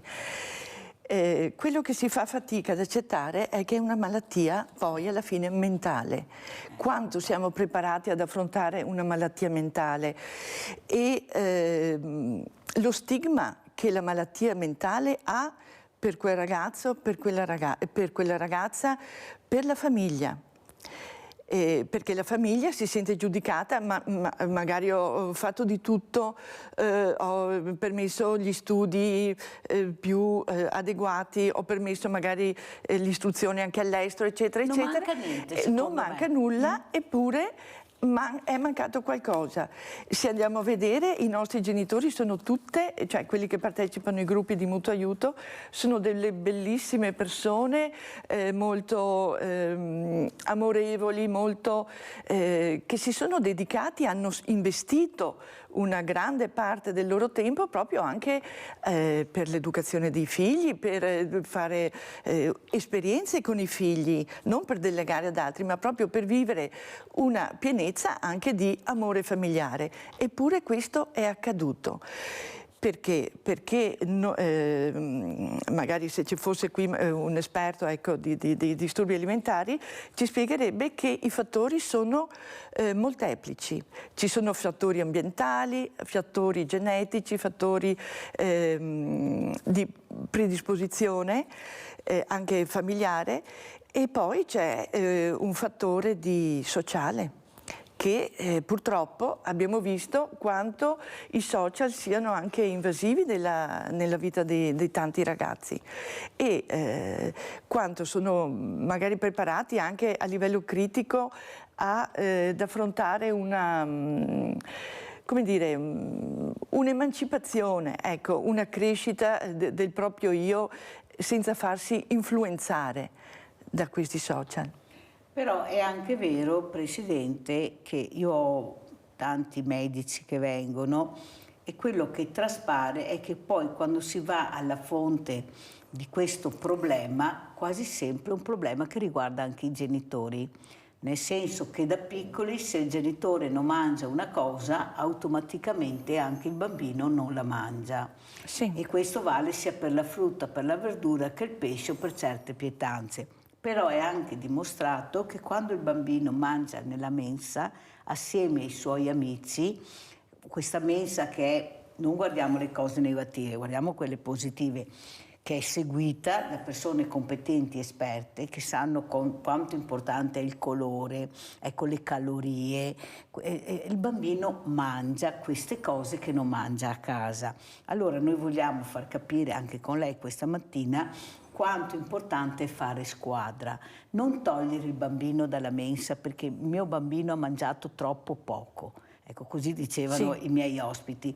Al mio bambino non piacciono quelle cose. No, non va così, tu devi fare squadra con questi insegnanti, con questi educatori, perché poi il bambino quando cresce può arrivare a quello che sta spiegando lei. Certo. A un certo momento parte questo clip e non si ferma più, perché è abituato a decidere lui quello che deve fare e non fare, e a casa fa quello che vuole lui, mentre a scuola non lo fa. Però adesso vorrei anche salutare Maurizio Ceschin, Presidente Associazione Nazionale Amministratori Condominiali e Immobiliari, perché adesso abbiamo sentito che non sarà così facile, ecco, impadronirsi di un appartamento. Le forze dell'ordine potranno essere chiamate e essere portati fuori dall'appartamento. Un po' di regole, ecco, parleremo anche di regole anche con lei e di legalità. Cosa ci dice, Presidente Ceschin?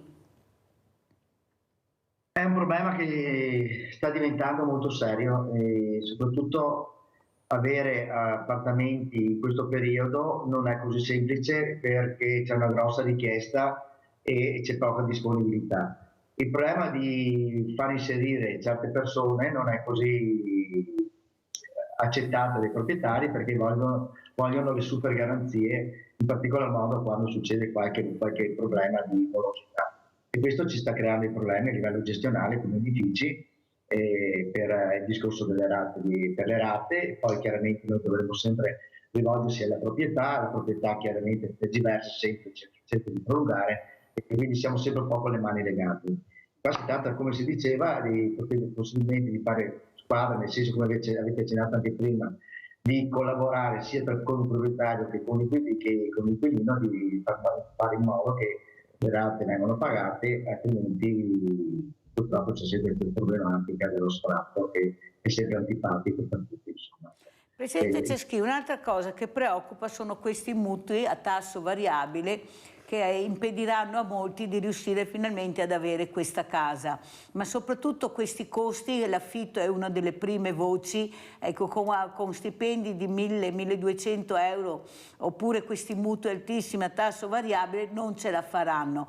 Ecco, secondo lei dov'è che la politica dovrebbe essere indirizzata? Il problema che lei sente urgente, allora non affitto l'appartamento perché non mi fido, ma se lo affitto abbiamo anche dei costi che sono altissimi, magari per delle stanze o degli appartamenti. Abbiamo sentito gli studenti cosa pagano per una stanza o due. Ecco, le sembra normale questo? Non è che qualcuno alzi un po' l'asticella nel silenzio totale? Sì, questo sono d'accordo. Allora, innanzitutto c'è il problema, lei ha detto giustamente, i mutui. Noi abbiamo visto che in questi ultimi periodi i mutui sono calati più del 30%, una cosa indescrivibile, perché se dobbiamo dare spazio ai giovani in questo modo non possiamo dare assolutamente niente. Poi questi ragazzi che vengono anche qua da noi, che ci chiedono informazioni, come fare, come muoversi, anche perché magari c'è sempre qualche piccola occasione per acquistare qualche appartamento, si trovano in grosse difficoltà perché la burocrazia, ma soprattutto anche due persone che hanno degli stipendi normali, chiedono, oltre alle garanzie lavorative eccetera, una miriade di documentazione o di garanzie da parte magari anche dei genitori. Per quanto riguarda invece il discorso di affitti, questo è un problema veramente stiamo andando proprio alle stelle, perché sono prezzi, diciamo, troppo gonfiati per questo mercato e soprattutto con la crisi economica che ci stiamo portando avanti. Basta vedere il caro spesa dove siamo arrivati. Il problema è questo, non ne parliamo soprattutto in questi ultimi mesi, quando il tasso di indicizzazione arrivava addirittura al 5%. Pensate addirittura cosa voleva dire per uno che paga l'affitto, trovarsi un aumento di pari di un 5% annuo, che non è poco, più sobbarcarsi anche le spese condominiali. Per fortuna ci sono state varie interpellanze e diciamo che in questi ultimi mesi è calato, quindi siamo già arrivati all'1,7%. Sempre abbastanza alto, però tutto sommato cerchiamo così di smorzare questi costi imprevedibili.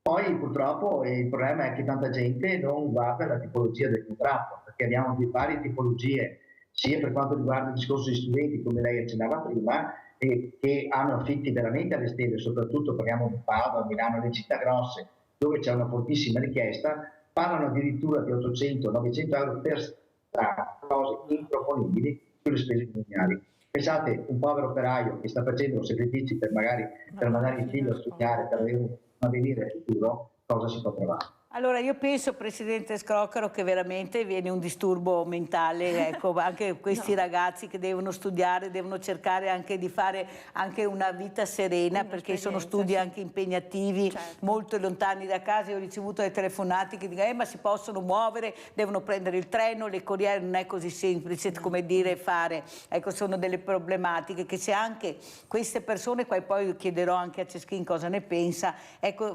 chiedere di fare più comunità tutti assieme. Ecco, quello che state facendo anche voi, le associazioni di volontariato che stanno cercando di supportare i disagi del territorio, che sono tanti, uno di questi è quello che rappresenta lei questa mattina. Prego. Sì, sicuramente mi trovate d'accordo su questo punto, nel senso che ovviamente spesso, per dire anche nella nostra situazione, ci sono ragazze che decidono di andare a studiare fuori città e quindi è anche questo un modo per emanciparsi, per creare, per strutturare una propria scelta di vita, proprio anche in virtù di una scelta professionale che poi è futura.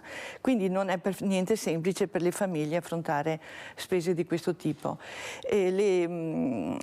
Fare rete è assolutamente importante. Noi come associazione aderiamo al coordinamento nazionale che associa per esempio 19 associazioni in tutta Italia. Ogni 2 mesi e ogni mese a volte ci relazioniamo in base ai progetti di l'una o dell'altra associazione. Ecco, e del coordinamento nazionale fanno parte le associazioni delle 5 province venete. Quindi come noi, che magari siamo anche quelli nati più recentemente, ci sono la Fenice di Portoguaro, la Midori di Vicenza, la Crisalli dell'Illa di Verona, Portoguaro intendo anche nel veneziano, Fenice è presente, noi di Treviso, Margherita di Belluno. Ecco, queste associazioni offrono proprio l'aiuto e il supporto alla famiglia, ai genitori che si trovano a imbattersi nel disturbo alimentare attraverso incontri di gruppi di mutuo aiuto e poi soprattutto le associazioni attraverso raccolta fondi, attraverso i loro volontari, attraverso degli professionisti che diventano collaboratori associati, possono intervenire all'interno dei centri per fornire quel supporto al servizio che, ahimè, purtroppo per la revisione anche della spesa pubblica all'interno del sanitaria così, e per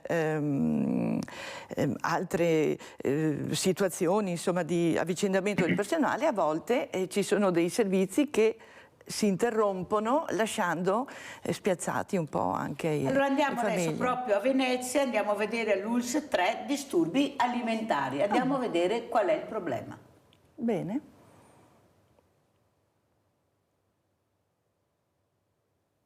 Sono circa 5.000 le persone che nella nostra regione soffrono di disturbi alimentari, ma i numeri potrebbero essere superiori perché non tutti chiedono aiuto. Dati importanti anche quelli nell'ULSS 3. Il fenomeno riguarda persone molto giovani, per cui noi abbiamo un picco di incidenza che va dai 15 ai 20 anni, ma con esordi anche molto più precoci, e questo appunto è l'aspetto più rilevante. Nel nostro servizio noi abbiamo attualmente in carico 120 persone e se andiamo a vedere quelle che poi abbiamo seguito negli ultimi anni raggiungiamo punte di 350 persone che hanno fatto dei percorsi, parliamo di percorsi anche di un certo rilievo dal punto di vista della durata. Un fenomeno silente che va affrontato, per questo l'ULSS 3 ha deciso di potenziare il servizio pubblico di aiuto inaugurando una nuova sede ambulatoriale a Marghera in via Silvio Pellico. Dobbiamo mettere assieme psicologi, psichiatri, medici nutrizionisti, dietisti ed educatori che lavorino per questo progetto. Abbiamo una cucina perché vogliamo fare anche delle attività di laboratorio proprio correlate all'avvicinamento e alla fobia rispetto al cibo. Il tentativo di dare una risposta alla popolazione che vive e soffre di questo problema. Un problema che direi riguarda la persona, riguarda prevalentemente le giovani donne, ma sicuramente riguarda anche molto le famiglie e il contesto in cui queste malattie si esprimono. Per questo è fondamentale un lavoro sinergico che coinvolga più soggetti. Oggi tutti i social network diramano modelli a cui i ragazzi si ispirano, che sono modelli finti, i ragazzi ricchi in Lamborghini, le modelle iperperfette, i modelli con gli addominali scolpiti. Ecco, non è quella la realtà, però i nostri ragazzi che sono già fragili in quella fascia d'età tendono a identificare quella con la realtà e fanno il possibile per arrivare a quello. Allora davvero dobbiamo azzerare questo tipo di messaggio diseducativo e raccontare un mondo diverso. Per farlo ovviamente non basta la parte medica, non basta la politica, tutta la comunità deve farlo. L'accesso al servizio di via Pellico può avvenire con l'impegnativa del medico di famiglia oppure per appuntamenti e prime visite telefonando direttamente allo 041 2608 328 il lunedì e il giovedì dalle 16 alle 19:30. Ma non ci fermiamo a Venezia, andiamo a Vicenza a vedere Vicenza disturbi alimentari. Il caso di Pandora scoperchiato dalle vicende sportive legate alla ginnastica artistica, quello relativo ai disturbi alimentari, ma che in generale riguarda sempre più adolescenti, specie nel post-pandemia, in cui sono aumentate fino al 30% le richieste d'aiuto. Abbiamo una popolazione seguita per anno di circa 500 utenti, la fascia d'età maggiormente rappresentata è dei ragazzi, ragazze in particolare dai 14 14 ai 22-23 anni. Abbiamo avuto negli ultimi anni un abbassamento dell'età media di esordio dei disturbi e quindi di richieste al centro, e per anno circa le prime visite, i primi contatti sono 250. È un tema presente non soltanto in fase adolescenziale ma anche in pre-adolescenza, quindi insomma in quei momenti della vita che possono fare la differenza nello sviluppo della personalità, insomma non soltanto psicologica ma anche sociale. Tema di particolare attenzione per cui il centro di riferimento per i disturbi del comportamento alimentare dell'Ulsotto e l'ufficio scolastico provinciale hanno stilato una guida per imparare ad ascoltare tra le righe, rivolta a chi, come gli insegnanti, sono più vicini ai giovani per cogliere nei bambini e adolescenti quei primi segnali che possono indicare una condizione di disagio. Riteniamo che la scuola sia il luogo privilegiato per osservare, quindi dobbiamo insegnare ai docenti a leggere tra le righe, a vedere quei campanelli d'allarme che possono poi portare a un disturbo del comportamento alimentare. Allora, Presidente Scroccaro, come vuole commentare? So che le ha fatto piacere vedere questi servizi. Mi ha fatto piacere perché di fatto mi complimento perché appunto a Marghera è nato questo ambulatorio, questo centro di riferimento, perché magari avendo anche un territorio, laguna, terraferma, insomma non è facile coordinare certi servizi. Ecco, e poi appunto conosciamo bene la realtà anche di Vicenza perché eravamo presenti all'inaugurazione. Ecco, c'è molta comunicazione anche delle esperienze che vengono fatte all'interno delle associazioni, perché molto spesso quei progetti, per esempio il progetto scolastico, è elaborato proprio anche dai volontari dell'associazione Midori. Ecco, giustamente diceva l'intervistata che è necessario fare rete anche con la scuola, ossia chi più degli insegnanti hanno sott'occhio come il ragazzo si relaziona tra pari, in un ambiente diciamo che è vocato proprio per la crescita emotiva della personalità del giovane. La scuola insomma è un ambiente privilegiato in questo senso.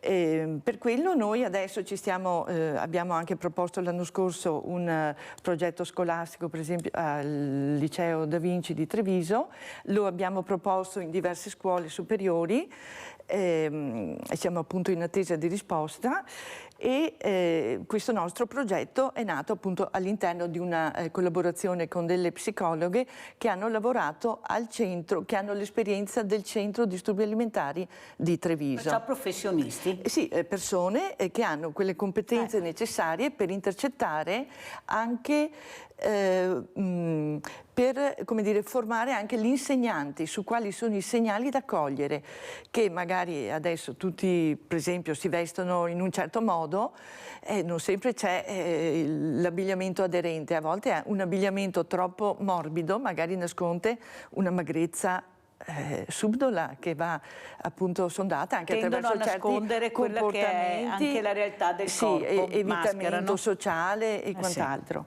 Ecco, e noi proprio per coinvolgere queste figure insieme al Comune di Oderzo abbiamo proprio in programma giovedì prossimo 23 novembre presso l'Aula Magna delle scuole Amalteo a Oderzo un intervento di informazione e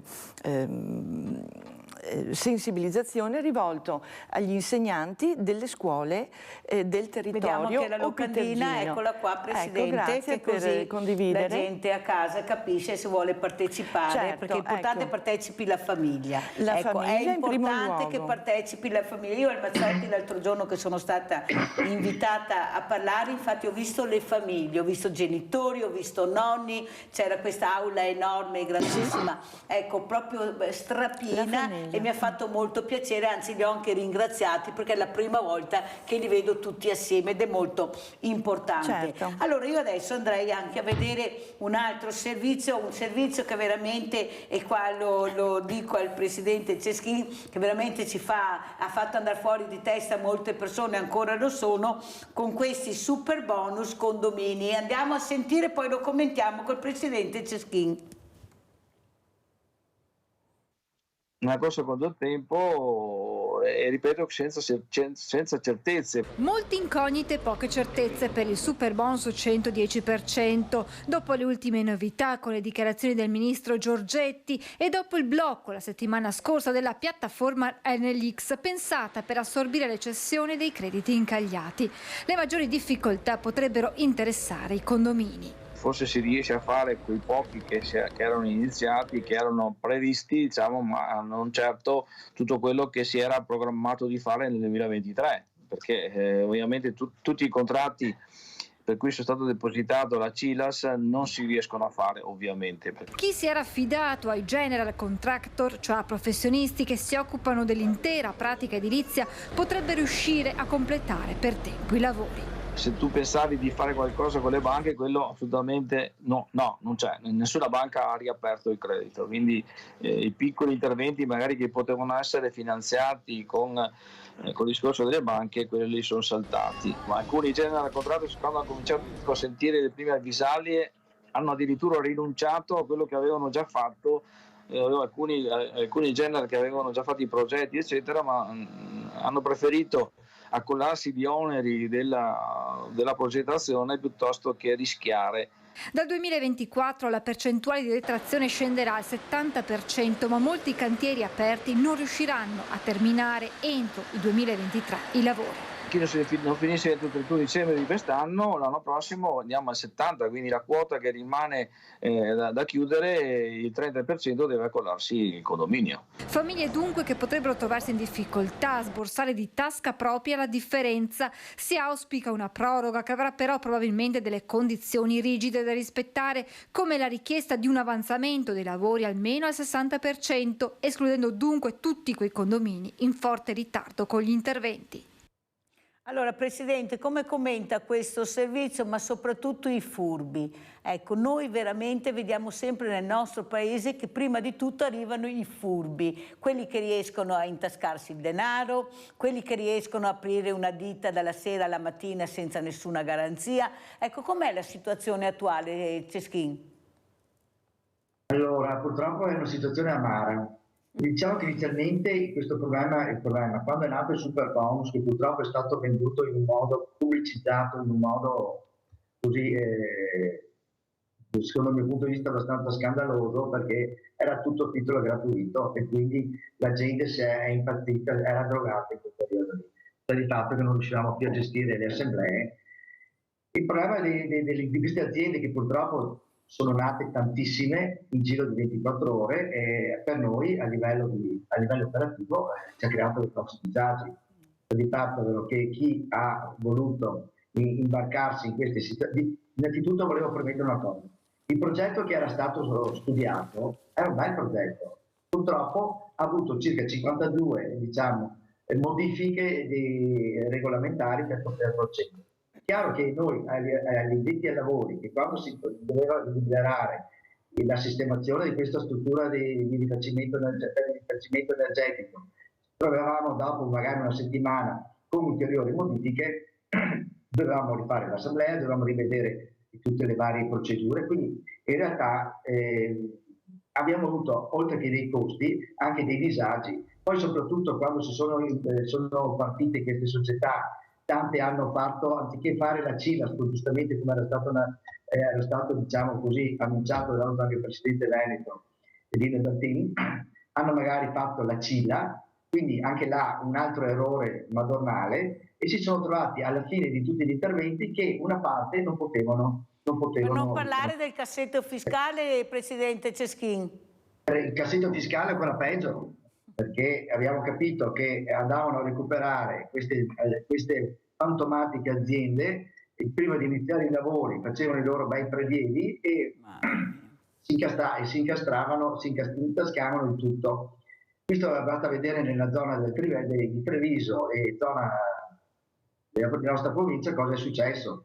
Sono successe che tante strutture sono rimaste con impalcature per mesi appese al condominio, appartamenti anche addirittura senza finestre nel periodo autunnale, quindi c'è stato un disastro non indifferente. Chiaramente purtroppo il condomino ha dovuto sobbarcarsi determinati importi pesanti pur di avere una situazione tranquilla e anche di operare anche sul proprio appartamento. Ma non le sembra scandaloso, Ceschin, che ogni volta veramente questo cittadino viene fregato, viene veramente in maniera anche subdola, però legalmente, perché l'attività in 24 ore riusciva ad aprire, non sapevi neanche chi erano, da dove provenivano, che garanzia davano, però ti do la possibilità di fare. Ma scherziamo? Ma come? Per avere un permesso chissà quanto noi aspettiamo per avere quelli che veramente servono. Qui che era una cosa seria, serissima, perché si tratta di soldi pubblici anche, uno va alla Camera di Commercio e in poche ore apriva l'attività. Non le sembra che qualcuno invece, proprio come al solito, per mettere le mani nella marmellata, ha fatto sì che questo avvenga? Perché questi soldi nelle tasche di qualcuno sono andati, o sbaglio, Ceschin? Purtroppo sì, ma non sono andate alle persone dirette interessate, questo è il problema. Perché anche noi, prima di approcciarsi con il genere a contratto, chiaramente ci siamo anche, giustamente abbiamo anche fatto i vari incontri a livello, diciamo, a livello provinciale per dare anche delle direttive per non cadere in questi problemi.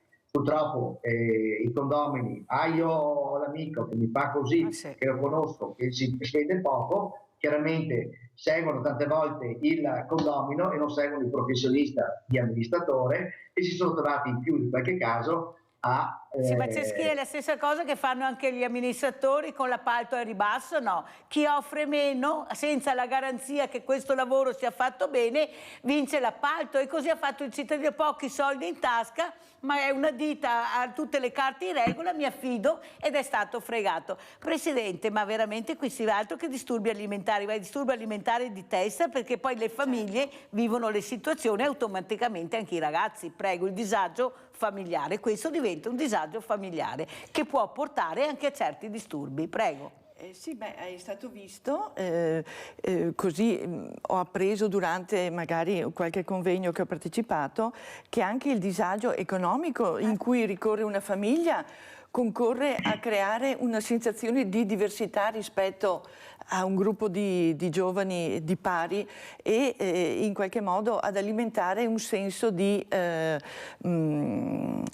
insoddisfazione del proprio sé, perché ovviamente adesso la società purtroppo condiziona tantissimo i ragazzi anche nel loro modo di abbigliarsi, di essere, diciamo, di seguire una moda, ecco, per cui se la mia famiglia non può permettere, perché è invischiata o la perdita del lavoro, per esempio, anche questo crea la perdita del lavoro, è la perdita di un'identità a volte per la famiglia, di uno status sociale, per cui al di là di questi frangenti legati appunto al restauro delle case, proprio la perdita del lavoro è stato visto come la perdita di sicurezza per una famiglia, e quindi ha ingaggiato le ragazze i figli, insomma, anche in una sensazione di disagio psicologico. Allora andiamo a vedere anche questa locandina, terza edizione, l'abbraccio che sbriciola la violenza. Molto importante queste parole. Dal 20 al 25 novembre,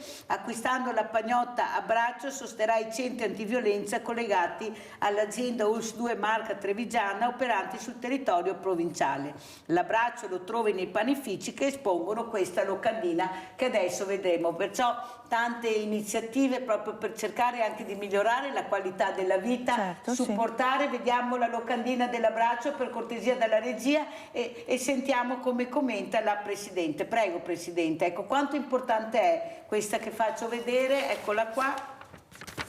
Questa è la locandina, adesso prego Presidente. Ecco, io non ero a conoscenza di questa iniziativa, ma posso pensare che effettivamente è un grande aiuto che si vuole dare alle famiglie, perché se è finalizzato appunto allo stop alla violenza, cioè siamo immersi purtroppo in una violenza rivolta al femminile, non mi può che trovare violenza domestica, insomma, che trovare d'accordo. Sono veramente iniziative molto importanti, queste sono tutte collegate. Sensibilizzazione non è che una sia scollegata dall'altra, perché anche il nostro ospite Ceschin è collegata, perché poi questi problemi diventano disagio familiare, dove i bambini, i ragazzini lo vivono e stanno crescendo in maniera sbagliata.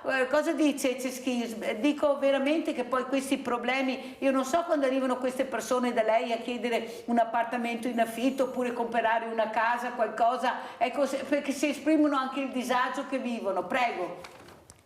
Infatti condivido anche quello che ha appena detto anche la dottoressa Scroccaro, perché giustamente il disagio familiare è anche questo uno dei problemi. Considerando, come abbiamo accennato prima, il discorso sul superbonus con queste tutte problematiche che ci ha creato per poter portare a fare degli interventi. Il problema del Covid, il problema delle bollette che sono andate alle stelle, veramente uno non riesce più a gestirsi. Infatti quando vengono parecchie persone si trovano in difficoltà, abbiamo studiato, abbiamo dentro e abbastanza leggero per far sì che ci sia il buon impegno, anche se non riesce ad arrivare a dare effettivamente condominiali annuali. Quindi tutti questi fattori va a incidere anche sul discorso salute, questo non c'è dubbio, perché c'è gente che tutto quelli corretti, che abbiamo detto prima, mancanza di lavoro e economiche, quindi €100 al mese, che uno non si può permettere determinate spese primarie, giustamente uno va a... Allora andiamo a vedere anche questo servizio che è molto importante. Adesso vi porto a Trieste, ANACI, Spagnol, condomini, amministratori. Andiamo a sentire cosa dicono.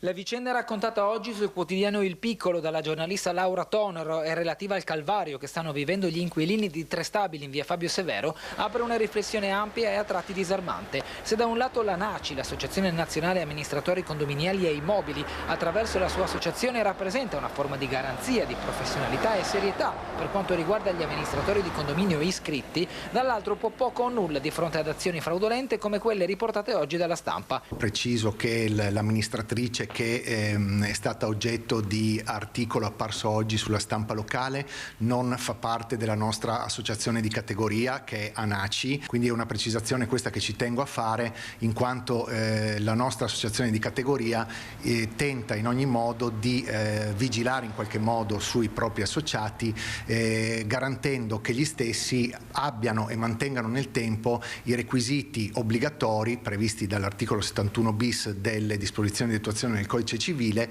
per poter validamente esercitare la professione. Sia chiaro, la maggior parte degli amministratori di condominio anche non iscritti all'ANACI operano con trasparenza e serietà. Ma di fatto in via Fabio Severo gli inquilini si sono trovati di fronte a un buco di bilancio a fronte di mancati pagamenti di chi amministrava gli stabili verso fornitori e utenze, soldi che i condomini dovranno riversare. Il dottor Silvio Spagnol, presidente dell'ANACI, si è speso in alcuni consigli che possano aiutare gli inquilini a cogliere eventuali segnali di anomalie. Il suggerimento comunque che viene sempre dato è quello di valutare il professionista a cui ci si affida, valutare e chiedere anche al professionista stesso se dispone dei requisiti, tra cui ad esempio la formazione annuale obbligatoria a cui tutti noi siamo tenuti ad adempiere. Un campanello d'allarme sicuramente quando l'amministratore inizia a non presentare con la cadenza periodica obbligatoria tra l'altro il rendiconto condominiale, o ad esempio a non chiedere il versamento delle rate d'acconto, perché lì è sintomatico di una situazione che in qualche modo potrebbe essere diciamo pericolosa. Allora adesso andiamo anche a Treviso e andiamo a vedere ANACI Condomini. Andiamo a vedere. L'emergenza coronavirus ha modificato la quotidianità di tutti, compresa la normale amministrazione di un condominio. Le rigide misure adottate contro la diffusione del contagio, che vietano assembramenti e spostamenti, salvo poche eccezioni, rendono impossibile la convocazione al momento delle assemblee condominiali. Capire come si può affrontare la problematica della gestione nel momento in cui non è possibile fare assemblee condominiali, da marzo non si possono più fare. Però le spese condominiali devono essere pagate, perché altrimenti i servizi non possono essere garantiti, e ci sono parecchi che appunto dicono: ma non avendo approvato il preventivo noi non paghiamo. Sono mancate indicazioni chiare, spiega il presidente Bertin. C'è stata solo una trasmissione che ricordo dopo la prima settimana che ha ribadito: guardate che le spese condominiali, i versamenti non sono interrotti. Ma anche questo dovrebbe essere un po' l'indicazione. Ripeto, stiamo parlando di 14 milioni di cittadini che abitano nei condomini. Purtroppo, nonostante le varie richieste che sono state fatte, non c'è stata una risposta, un minimo di citazione anche nei PCM, nelle ordinanze. Alla luce di questo, ANACI, per prima in Italia, ha deciso di organizzare le assemblee condominiali virtuali utilizzando le piattaforme telematiche che permettono di mettere in contatto a distanza amministratori e proprietari.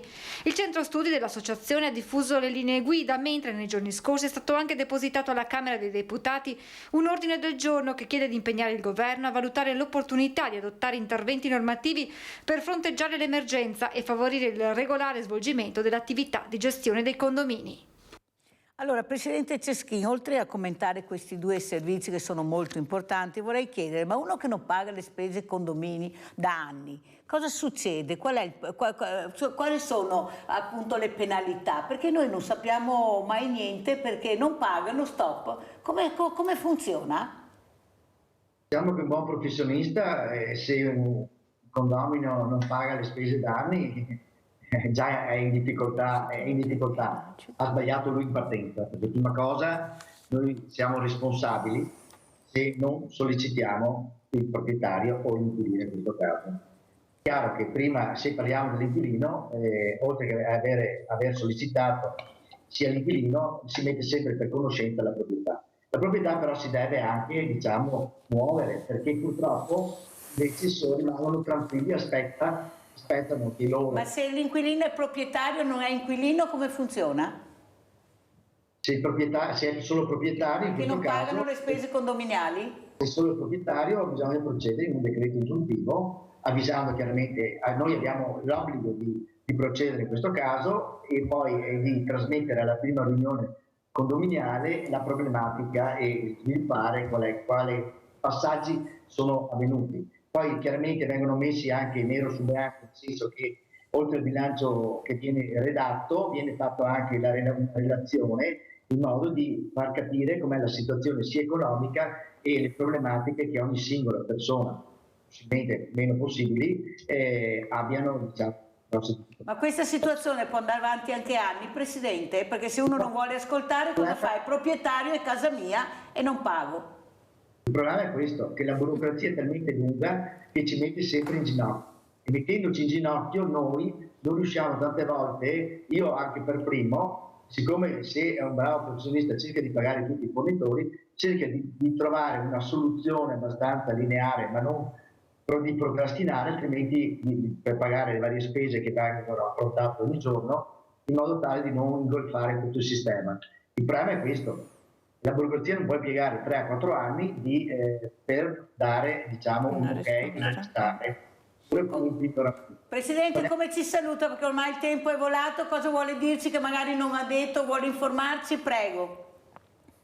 No, l'unica cosa che posso consigliare ai condomini, come giustamente diceva anche il Presidente spagnolo, è se ci sono dei sintomi dubbiosi, innanzitutto andare dall'amministratore, farsi vedere anche i conti correnti, arrivare anche là improvvisamente. Io dico sempre a tutti, se c'è un problema parlare, se avete delle difficoltà ci siamo, però se c'è qualche dubbio, ma soprattutto l'amministratore non si fa sentire e c'è un campanello d'allarme, allora o chiamate l'associazione nazionali che noi ogni sede, ogni provincia ha la sua, in modo tale di sbloccare determinate situazioni che magari si possono risolvere anche abbastanza velocemente. Chiaro che non è semplice, ma purtroppo la burocrazia in tanti fattori non ci aiuta. Grazie, ringraziamo veramente Maurizio Ceschin. Grazie Presidente Ceschin, devo correre perché ho forato anche questa mattina, grazie di essere stato con noi. Invece chiedo alla Presidente Scroccaro, Presidente L'Abbraccio, cosa ci dice e come ci lascia. Vi lascio con una frase, perché appunto i disturbi alimentari rappresentano una grave forma di malattia per un giovane, però se ne può uscire, se ne può guarire. Rispetto alla domanda che lei mi ha fatto all'inizio, perché abbraccio? Perché l'abbraccio è quella forma di comunicazione che a un certo punto viene interrotta tra il genitore e il figlio. E quindi è così difficile darlo che noi volevamo proprio virtualmente abbracciare tutte le persone, tutti i genitori e i ragazzi malati proprio in una forma di comunicazione. Se posso vi lascio con questa frase. Prego. Noi abbiamo fatto un evento importante presso il cinema, il teatro Gli Alcuni di Treviso, in cui ha partecipato in modo veramente sentito un'attrice bravissima, lo spettacolo Di nuovo viva di Rachele Zannarella. E alla fine le ragazze del Centro Disturbi Alimentari ci hanno consegnato delle farfalle per portare dei messaggi di speranza. Questo è uno di quelli. Quando tutto sembra stia per caderti addosso e pensi di mollare, ricordati quello che c'è là fuori. Un mondo pieno di gioia, di persone che ti vogliono bene, che preferiscono la te sorridente e in forza per poter divertirsi e avventurarsi nella vita. Grazie alla Presidente Paola Scroccaro, Presidente L'Abbraccio, grazie al Presidente Ceschin, pubblicità.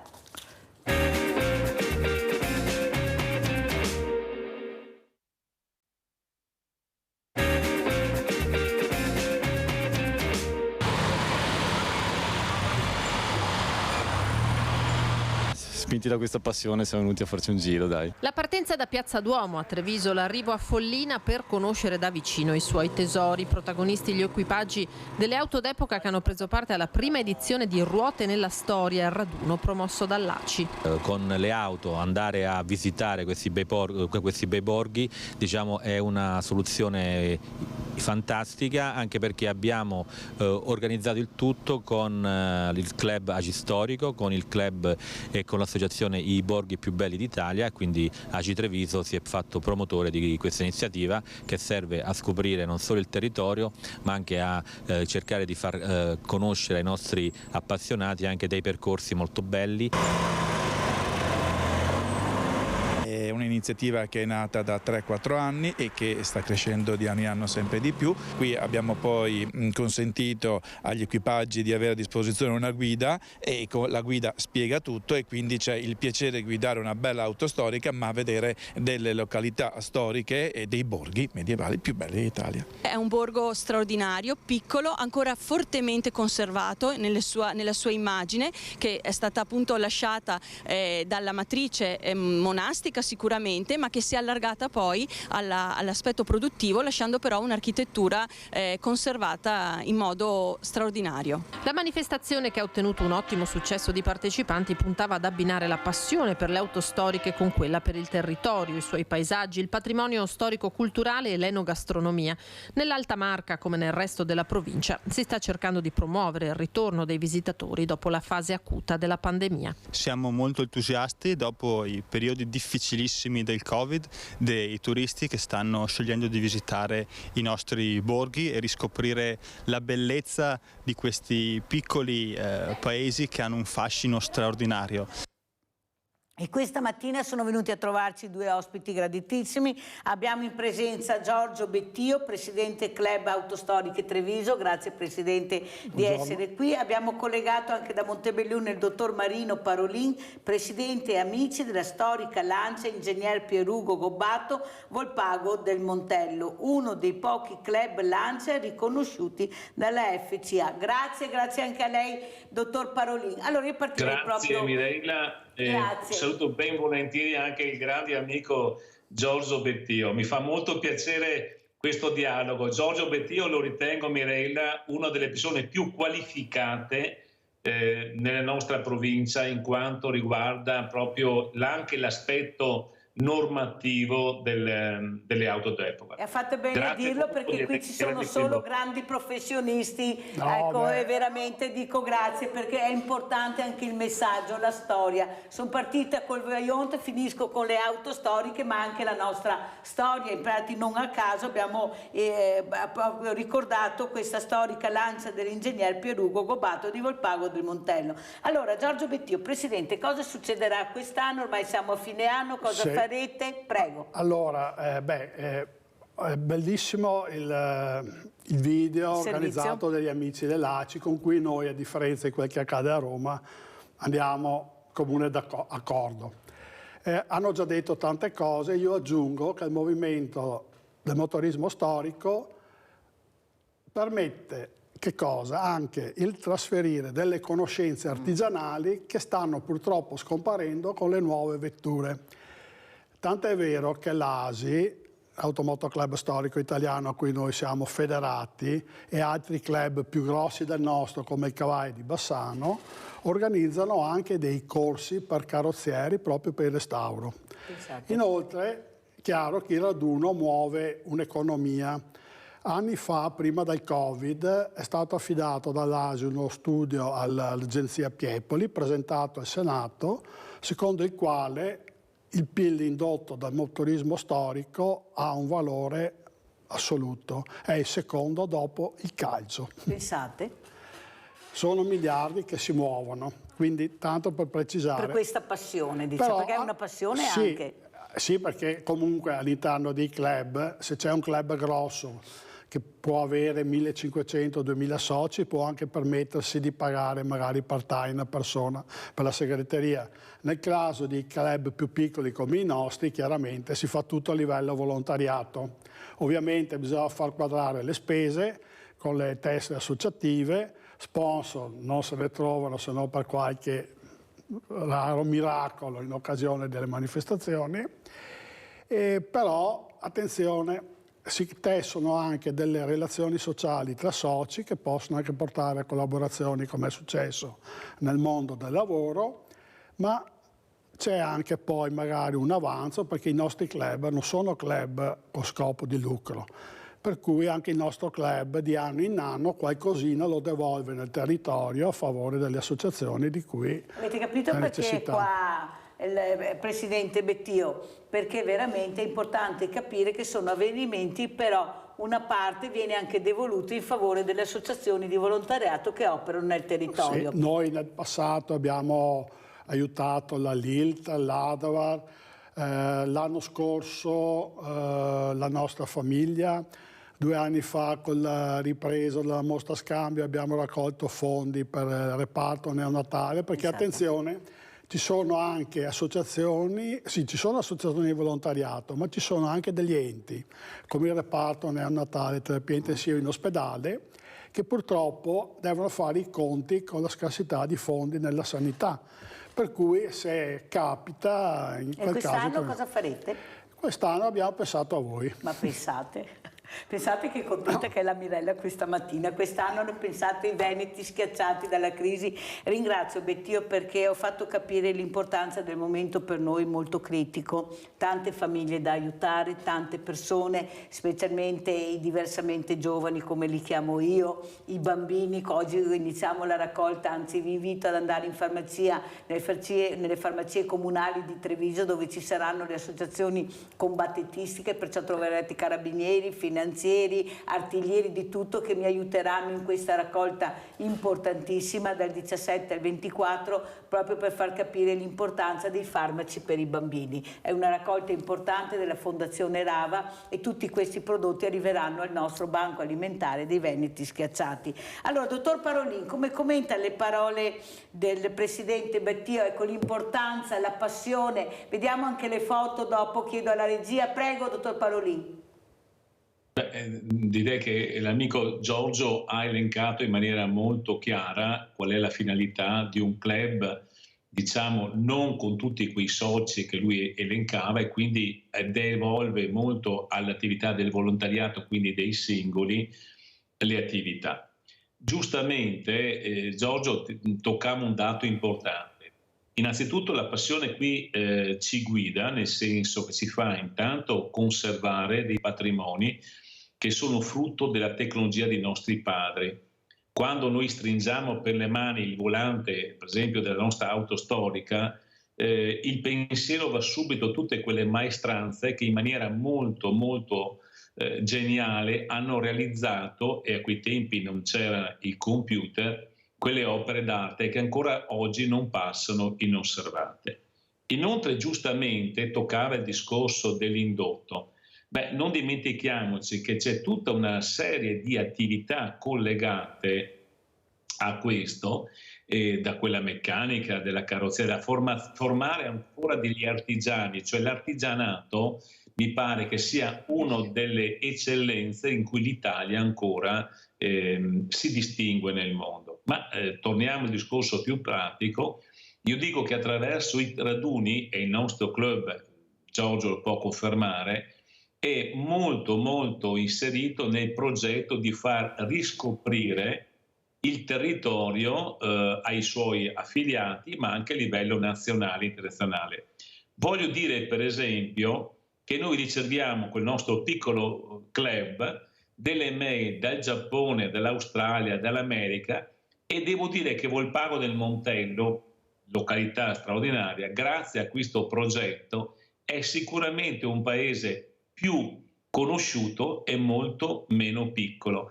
E quindi direi che mettiamo in movimento anche un settore collegato alla enogastronomia e anche culturale, perché ci ha permesso di scoprire dei personaggi importanti, tra cui l'ingegnere Ugo Abbato, che nessuno lo sapeva prima, è stato il maestro di Enzo Ferrari ed è nato a Volpago del Montello. Avete capito? Allora, Presidente Bettio, una cosa però che voglio anche capire: i giovani e le auto storiche, la passione nei giovani per queste meraviglie che abbiamo la fortuna di avere e di conoscere grazie anche a questi raduni che fate. Prego. I giovani purtroppo adesso in questa situazione è un po' difficile l'avvicinamento. Devo anche dire purtroppo che ci sono dei giovani figli di appassionati di auto storiche che le snobbano, purtroppo succede anche questo. E il problema è che, fra l'altro, io ho anche insegnato 33 anni, per 30 anni una scuola professionale dove c'era anche il corso meccanici. Rispetto a un tempo, ai nostri tempi, non arrivano più in motorino, in bicicletta. Cioè, se passano direttamente alla macchina, però non sono anche meno efferati in materia meccanica. Io che frequento i rally da quando avevo 13 anni, vedo che anche gli spettatori di rally sono cambiati. Molte volte ci sono gruppi di giovani con le ragazze che vanno solo per far baccano, confusione, bere, e qualche volta creano anche qualche problemino. È una passione diversa, cioè più che altro un modo per star fuori. Per carità, ci sono anche i giovani che poi amano queste cose, però attenzione, noi vecchi, chiamiamoci così, diversamente giovani, siamo comunque legati di solito sempre a dei modelli della nostra gioventù. Io per esempio mi sono innamorato della Fulvia perché ho visto a 13 anni, partendo da Treviso in bicicletta alle 3 di notte, per andare a vedere in Valstagna Sandro Munari, lì mi sono innamorato e dopo nel 98 l'ho acquistata. E così sogno realizzato. Altri più anziani, per esempio, hanno riacquistato lo Topolino che hanno avuto in gioventù, che poi gioco forza hanno cambiato perché hanno passato parecchie macchine, quindi c'è sempre un legame che ci riporta anche alla nostra gioventù. I giovani chiaramente adesso, diciamo giovani, quelli in età da patente, anche un po' di più ventenni, magari guardano le macchine, quelle che sono le young timer, quindi le cosiddette ventennali, ovviamente per lo più auto sportive, spiderini, cose del genere.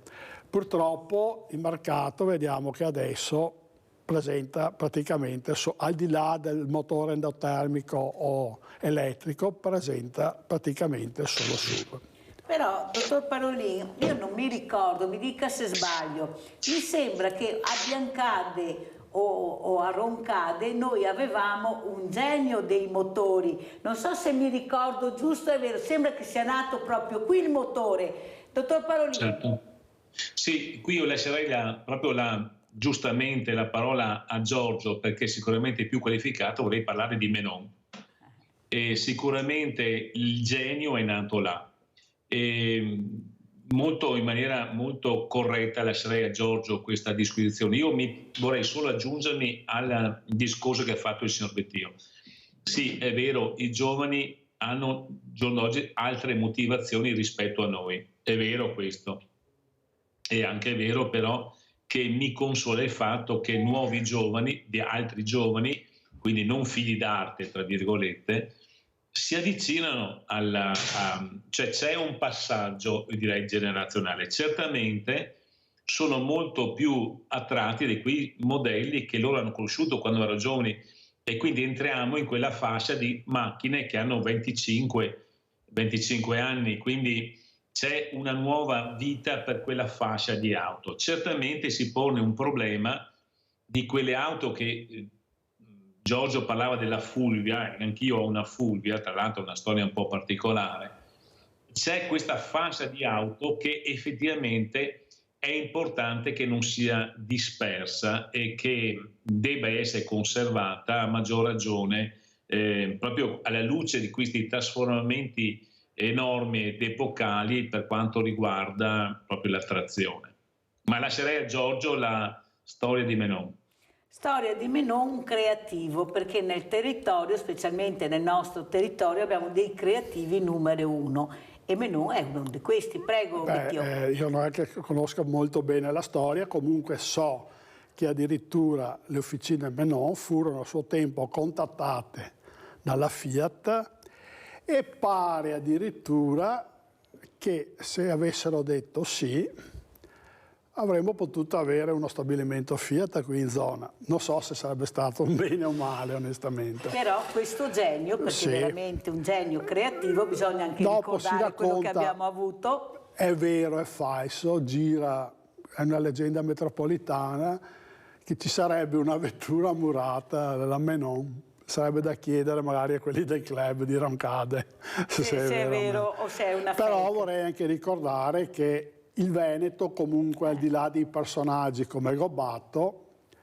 cioè nel motorismo ha dato molto. Pensate. Se pensiamo anche a Bernardi, poi la prima vettura Peugeot arrivata in Italia è stata acquistata dai Rossi di Vicenza, quelli delle Lane.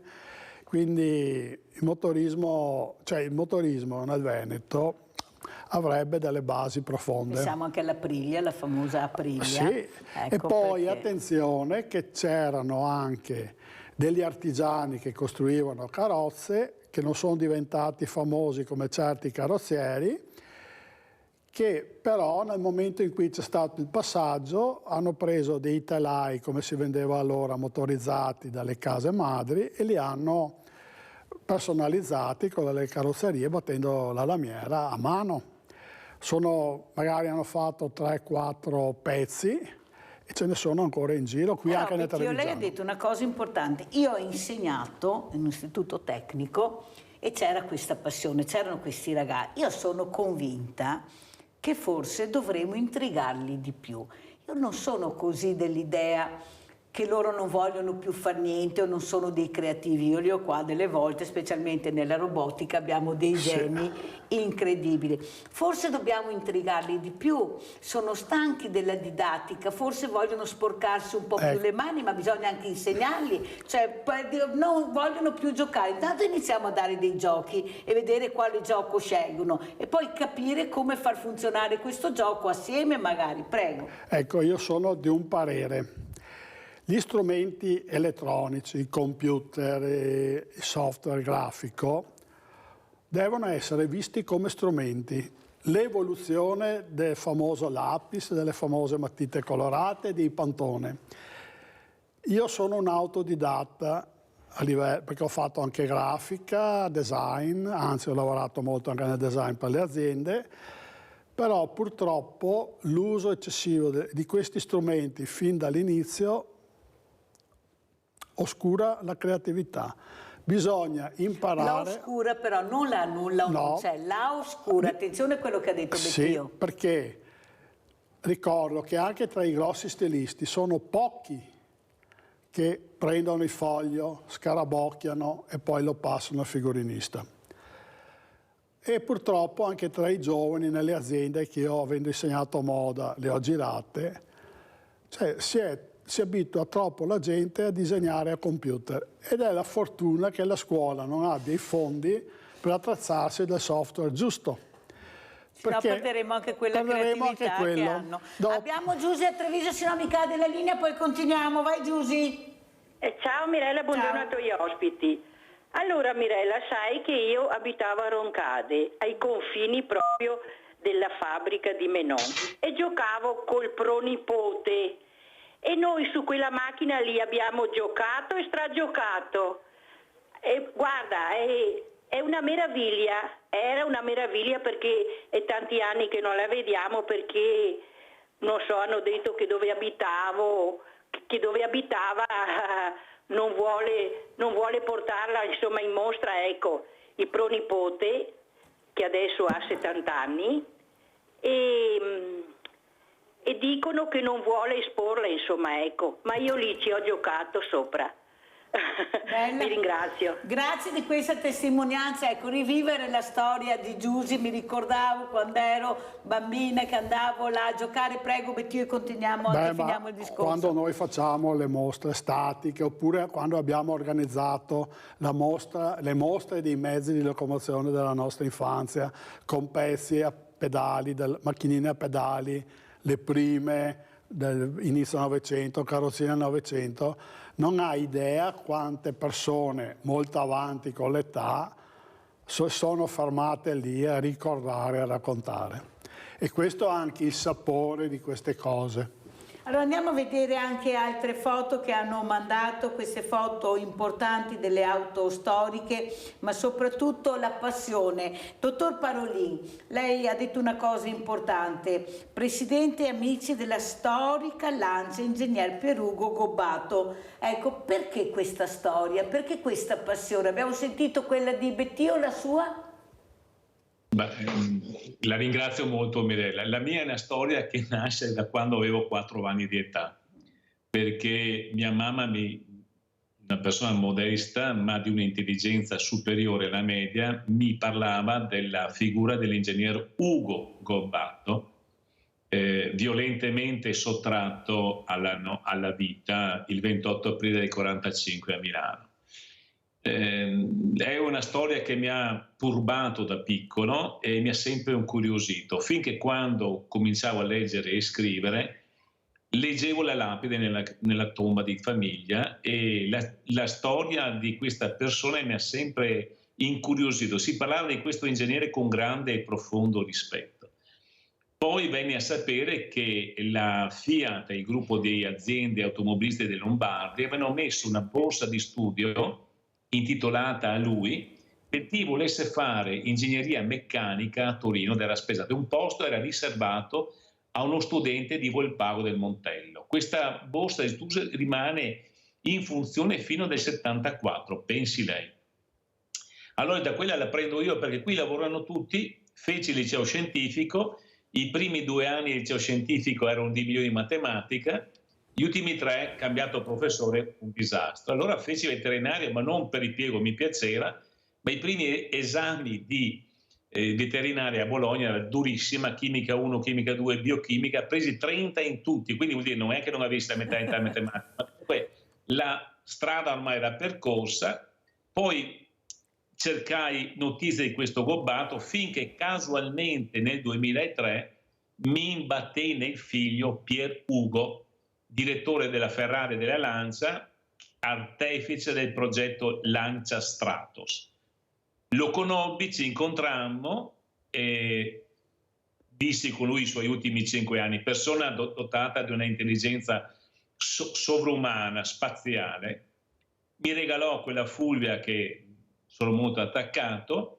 Ho scritto un libro, l'amministrazione intitolò a Ugo Gobbato la sala consigliare di Volpago. Devo dire che le amministrazioni comunali che sono susseguite hanno sempre valorizzato questa figura, come anche del figlio.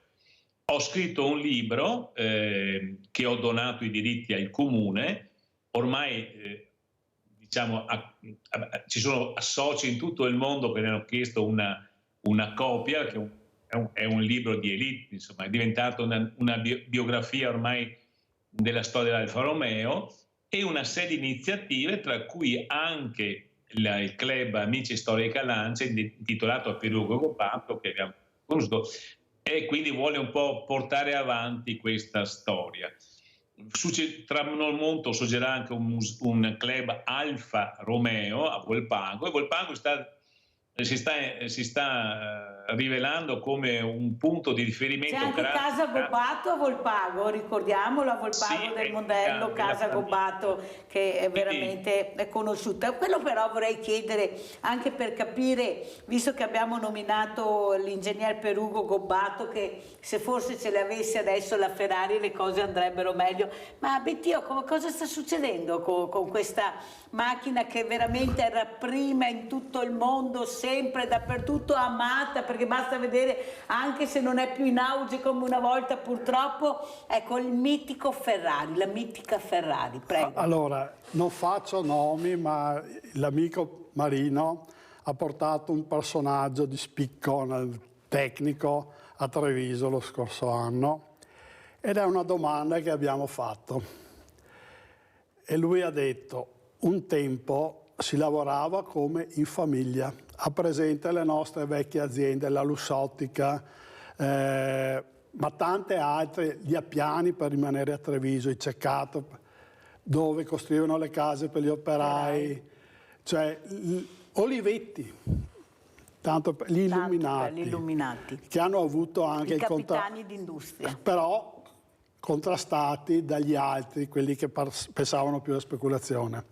Alla Ferrari un tempo, ma sempre anche in Lancia, era una famiglia, dal capo dell'ingegnere progettista al capo operaio, all'ultimo che faceva manovalanza, fra virgolette, perché era comunque tecnica specifica, esatto, anche sui campi di gara, con la neve. Nella Ferrari, secondo lui, non c'è più questo ambiente familiare, un po' il sistema americano dove ognuno deve prevalere sugli altri. Sempre là siamo. Sentiamo anche come lo commenta il dottor Marino Parolin, quello che ha detto Bettio, ma soprattutto quello che ho detto anch'io, ma come questo mito fantastico che tutti ci invidiavano, ecco, basta vedere, ecco, le persone quando corre la Ferrari nonostante tutto, questi club. Prego Parolin. Allora, sì, quel personaggio di cui parlava Giorgio Bettio, di cui abbiamo portato quell'occasione e che c'è spesso ai nostri raduni, visto che l'abbiamo anche onorato di essere un cittadino benemerito di Volpago, parlava proprio di questo cambiamento di stile, di far compartecipe le maestranze in un progetto. Io dico sempre che è questo personaggio, no? No, ci sono problemi di privacy. Lo verrà invitato? Comunque è una persona molto molto importante nella storia della Lancia. E io penso però che di fondo ci sono senz'altro, forse anche carenze, i talenti ci sono anche oggi, non dimentichiamoci questo. I talenti ci sono e sono di preda delle grandi aziende automobilistiche straniere. Mi scusi dottor Parolin, ma è più la macchina o il talento in questo momento? Perché non si riesce più a capire. Volevo arrivare al dunque, io penso che le persone bisogna fare lavorare, dargli spazio. Una volta un amministratore dice che la libertà può essere condizionata, mai più vero che in questo caso, cioè a volte delle visioni ristrette di alcuni dirigenti possono essere veramente quelle letali. Mancano poi, io penso, anche delle risorse importanti, perché il mondo della Formula 1 ormai è diventato un mondo che io lo fermerei volontariamente, perché ormai ci sono aziende che hanno fondi enormi, dispongono di tecnologia e noi non riusciamo. Però penso che alla base ci sia sempre la scarsa propensione di chi dirige a condizionare l'opera dei tecnici, perché non dimentichiamoci che in Ferrari ci sono dei grandi tecnici, maestranze valorose, che poi alla fine vanno in altre aziende ed emergono. Quindi c'è proprio la libertà condizionata di questi tecnici. Al di là che io ritengo che fondamentale sia purtroppo la limitatezza ormai imparonabile di tecnologie, mi viene in mente di grosse aziende che, tra l'altro, attenzione, anche loro stanno andando in difficoltà, perché ormai il budget che devono versare, mi chiedo francamente quanto quella tecnologia diciamo della Formula 1, che una volta veniva trasmessa automaticamente alle auto di serie, francamente abbia senso proseguire su questa strada. Allora, Bettio, un'altra cosa molto bella che abbiamo visto è come queste bellezze storiche si sposano col nostro territorio. Voi andate su dei borghi meravigliosi, però non è un impatto brutale, devastante, è un bellissimo impatto. Ecco, l'equilibrio della bellezza anche con le macchine, prego. Beh, d'accordo. Poi, per esempio, quest'anno abbiamo fatto un raduno a partecipazione limitata, per vari motivi. Abbiamo visitato il castello di San Salvatore e la soddisfazione è stata che su 60 partecipanti un quarto erano friulani, quindi gente non del posto, che arrivava addirittura da Tarcento, da Udine, da Trieste. Susegana, diciamo, il castello di San Salvatore a Però Susegana. anche tanti trevigiani. Io stesso l'avevo visto più volte, ma in occasione di quelle rare aperture, festa del libro, eccetera, ma visto così, con la guida, una giornata stupenda, è stata una roba, tutti contentissimi. E, cioè, trovando poi anche il discorso culturale, affidandosi alle guide, poi si trovano anche delle guide in gamba. Abbiamo fatto anche l'ultima visita con Ruote nella Storia su Vittorio Veneto, cioè noi stessi che vediamo, ci passiamo per quelle strade, abbiamo visitato, scopriamo ogni volta qualcosa di nuovo, una sfumatura che ci fa, a volte ci chiediamo, io mi chiedo, ma cavoli, l'ho visto, rivisto, eppure c'è sempre qualcosa di nuovo da scoprire, e questa è anche la bellezza.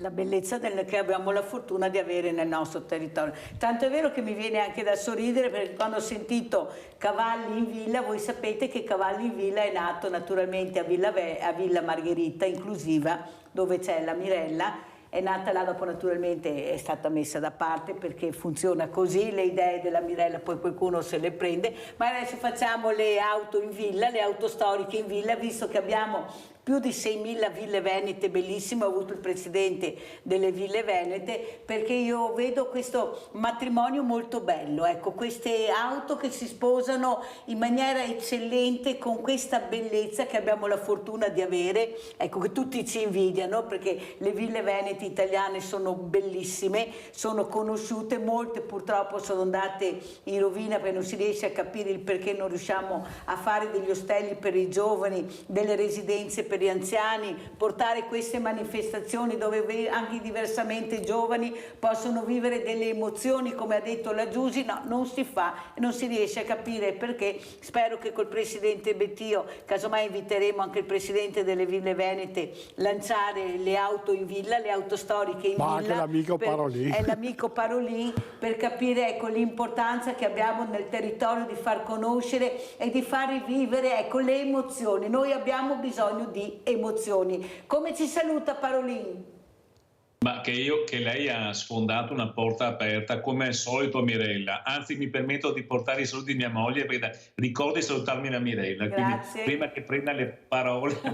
Grazie, allora, la saluto, Riccardo. La sua iniziativa sarà un mio motivo di sollecitare l'assessorato al turismo di Volpago di poterlo portare avanti. Tra l'altro mi permetto di dire anche, Mirella, che sto lavorando per portare Volpago dentro il ristretto club della città dei motori, perché ha tutti i requisiti per poterlo fare, essendo legata a dei personaggi così importanti come Ugo Robato, che è stato il maestro di Enzo Ferrari. Devo chiudere, ringrazio dottor Marino Parolin perché devo chiudere la trasmissione, ormai il tempo è volato. Grazie veramente al dottor Marino Parolin, grazie a Giorgio Bettio, presidente Club Autostoriche Treviso, grazie, la posta di Mirella.